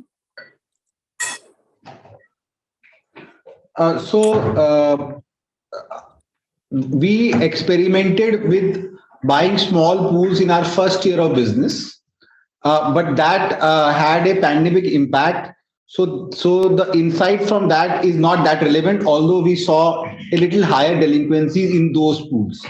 But the portfolio which has been generated through our GRO score mechanism and our underwriting framework across products, across geographies are showing very uniform delinquency trends. Got it, sir. That's it from me. Thank you. There is a follow-up question from Anil Tulsiram. Anil, please go ahead and ask your question. Yeah, my question is to reach the 7,000 crore target of FY23, what is the minimum equity funding we need to raise? Additional equity funding? So, sir, we have also guided the leverage, right? So, and that is a self-imposed guidance we have given. Theoretically, to reach 7,000 crore with a 35% of balance sheet asset, we don't need any further equity. But we believe this is not a business which is at a point of time. It is a business which continues to grow. So, the reason why we would like to raise capital, not to fund the 7,000 crore, is to fund the balance another 8,000-9,000 crore for next year. Because if I don't do that, then by the time I reach 7,000 crore, most of my lenders would start worrying about the capacity of the capital. So we would be raising this capital not for the current year, but for the future year ahead. Got it. Thank you. That's it.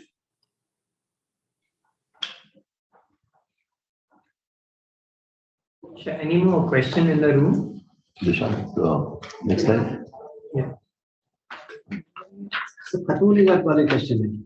But more or less, I think we've covered. I think this is the final slide. This is more like a summarization of all that we've spoken and all that we've done.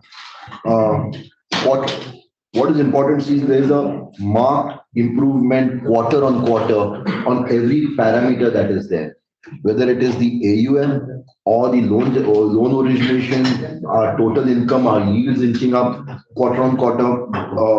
Most importantly, the OPEX or rather the cost income ratios will start dropping from here. We've invested a lot over the last 1 year, but now that the cost is stabilized, the increase in AUM will only see the drop of OPEX. I think Sachin already spoke about how it's going to 60% by end of next year. And I think a healthy PBT in Q1. So overall, this is just a summarization of all that we've spoken. Just soak this in. This is the good story that we are building.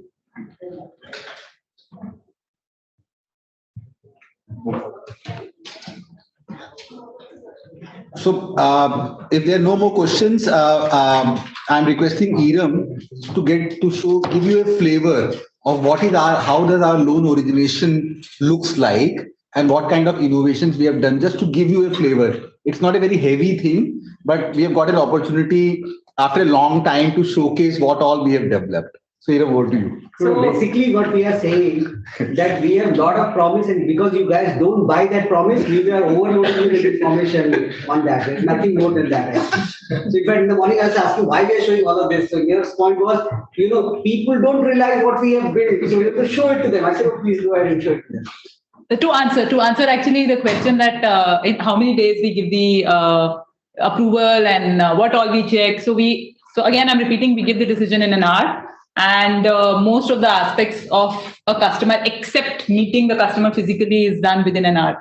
So the entire journey, as Amit has been saying, happens through our GRO Plus app. This is something which we have designed, and it was developed with the help of our partner. This is a mobile version. If there's a mobile version and there is a desktop version, we onboard all our customers through this app digitally. So when I say we onboard customers digitally, it means we take all the documentation digitally and we process all the data entry also digitally. This has access. The access actually is given to all the users who are on the ground, our internal sales force, as well as the partners and the intermediaries. The access is through unique user IDs and passwords, so we know who's logging in the file, what is the source which is coming to us. This is the dashboard which is available, where you can see what application that you have logged in is at what stage, which is pending, which is completed, which is decision, which is approved and reject. How does it work is that, you can go to the next slide. We start with a GSTIN number. All our applicants are GSTIN compliant, except where the GST is not applicable. Once we punch this, we fetch the maximum possible details through GSTIN API. So it fetches your name, the address, PAN number, etc., everything. So all your so-called application filling, which happens manually, is fetched from the source itself. Then we move to this is the applicant detail. We move to the co-applicant detail in the similar fashion, where we enter the PAN number, name, address, relationship, date of birth, etc., all fetched through APIs. Along with all of this, when we are fetching the data, we are also clicking pictures of the proof that the customer is providing and uploading it simultaneously. Next slide, please. Once all of this is uploaded, including the proofs that we have collected, we request the applicant for a consent to pull the bureau. Once the consent is given to us, we are able to build bureau the moment we submit this application. Previous only. We are also able to select the particular industry that we are, the customer is from. Because according to the industry, we apply margins, etc. So once all of this application is done, when the application is complete in all aspects, in terms of the document upload, in terms of the data entry, We submit this application and it runs through an internal system where we are able to do multiple activities simultaneously within an hour, as I said. So what happens is that an internal and external dedupe is run. Internal dedupe tells you whether the file was ever logged in with us, whether it was rejected, approved. External dedupes are dedupes with NCLT, with AML, with Hunter, etc. to check the status of customer across all available platforms. A banking which is uploaded is analyzed through Perfios. We get the result in JSON and Excel format. Bureaus run, and a GST analysis also happens. We pull the GST for 2 years and we analyze growth, month-on-month transactions, GST filing dates, customers, etc. All of this, along with a GRO score. So all of this information also goes into the GRO score model, and a GRO score is generated and the eligibility calculation happens. So I have done the checks internally and externally. I have pulled the bureau, I have analyzed the bank statement, I have done the GST analysis, and I have generated a score for the customer. And I have done the eligibility calculation basis banking, bureau, and GST. Once all of this happens, a result is populated, which is either the customer is approved basis the policies that I have, credit policies, and the eligibility that the customer has. If the a customer is approved or rejected, the same is communicated to the customer, along with if it is approved, then what is the tentative amount that I can fund to the customer, subject to obviously the valuation of the collateral. If the customer is okay with the tentative amount, we proceed to the next stage. Now, all of this has happened within an hour. Now the case moves to the next stage, which is the credit processing stage, where we go and meet the customer. Again, parallel processes happen. A credit meeting happens either virtually or physically. For higher ticket size, it is physical meeting where my credit team locally based goes to the customer's business space and does the meeting. We do various verifications at residences and offices. So all customers are visited at their residence and office by empaneled vendors. We do legal and technical verification of the property. We do fraud control checks on the documents provided. This all is triggered through the system to the vendors automatically, simultaneously, without any human intervention.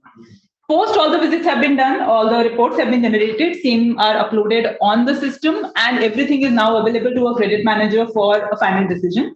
So by this time, we have met the customer, we have all the reports, we have generated all the scores, all the bureaus have been done, eligibility has been calculated, we have the valuation of the collateral. Once all of this is available to the credit manager, they can take a decision whether to finally fund the customer or not, and for how much amount.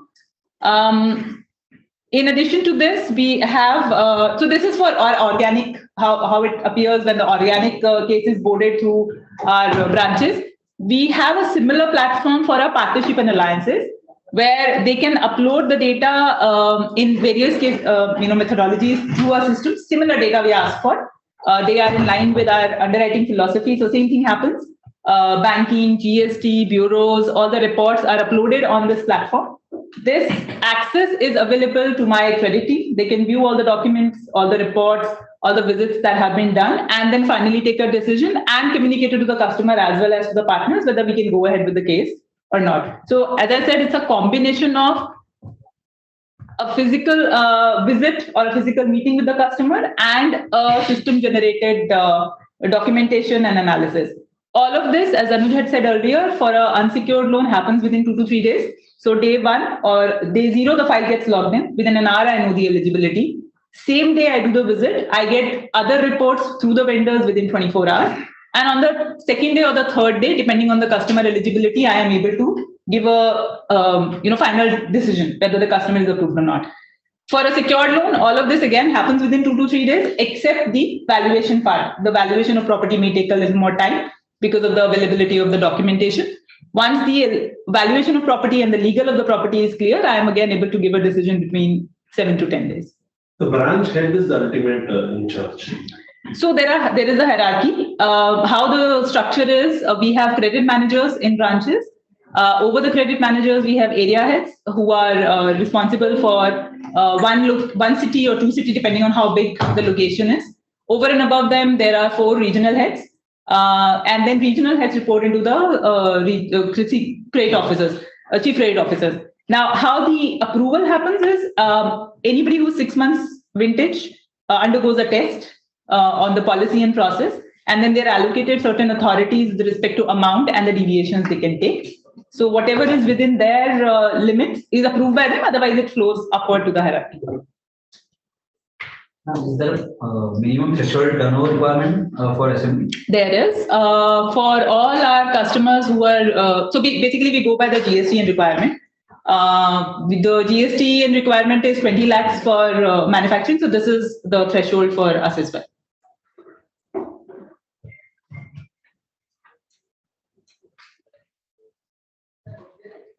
Yes. We can drop this.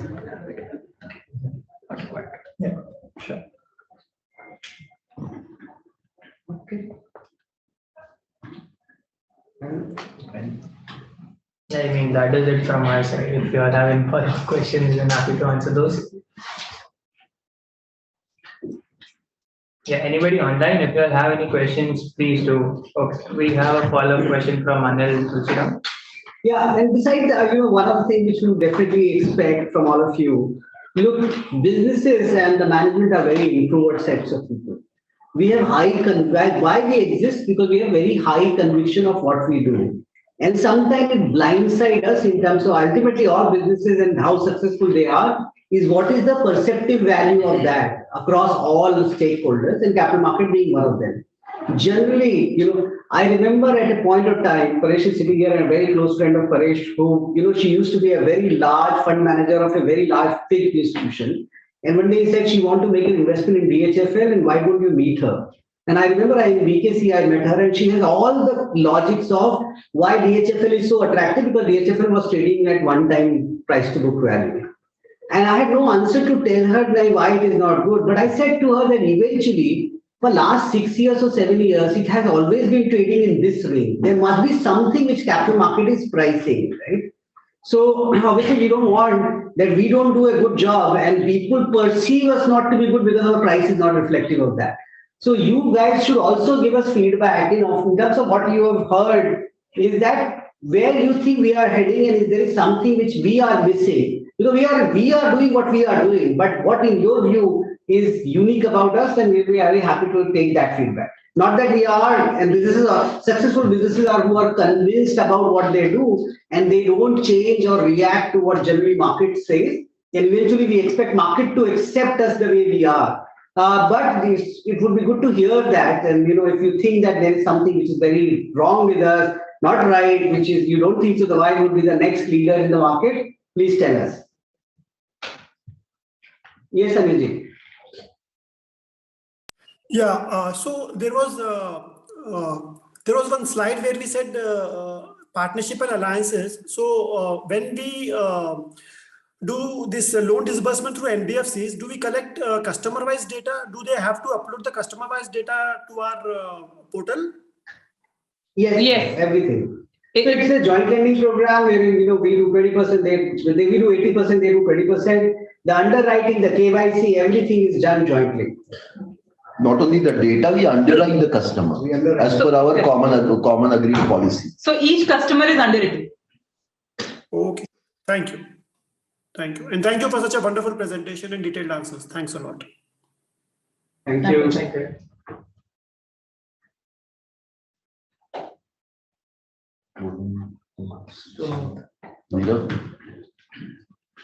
Yeah, I think if there are no further questions, then I think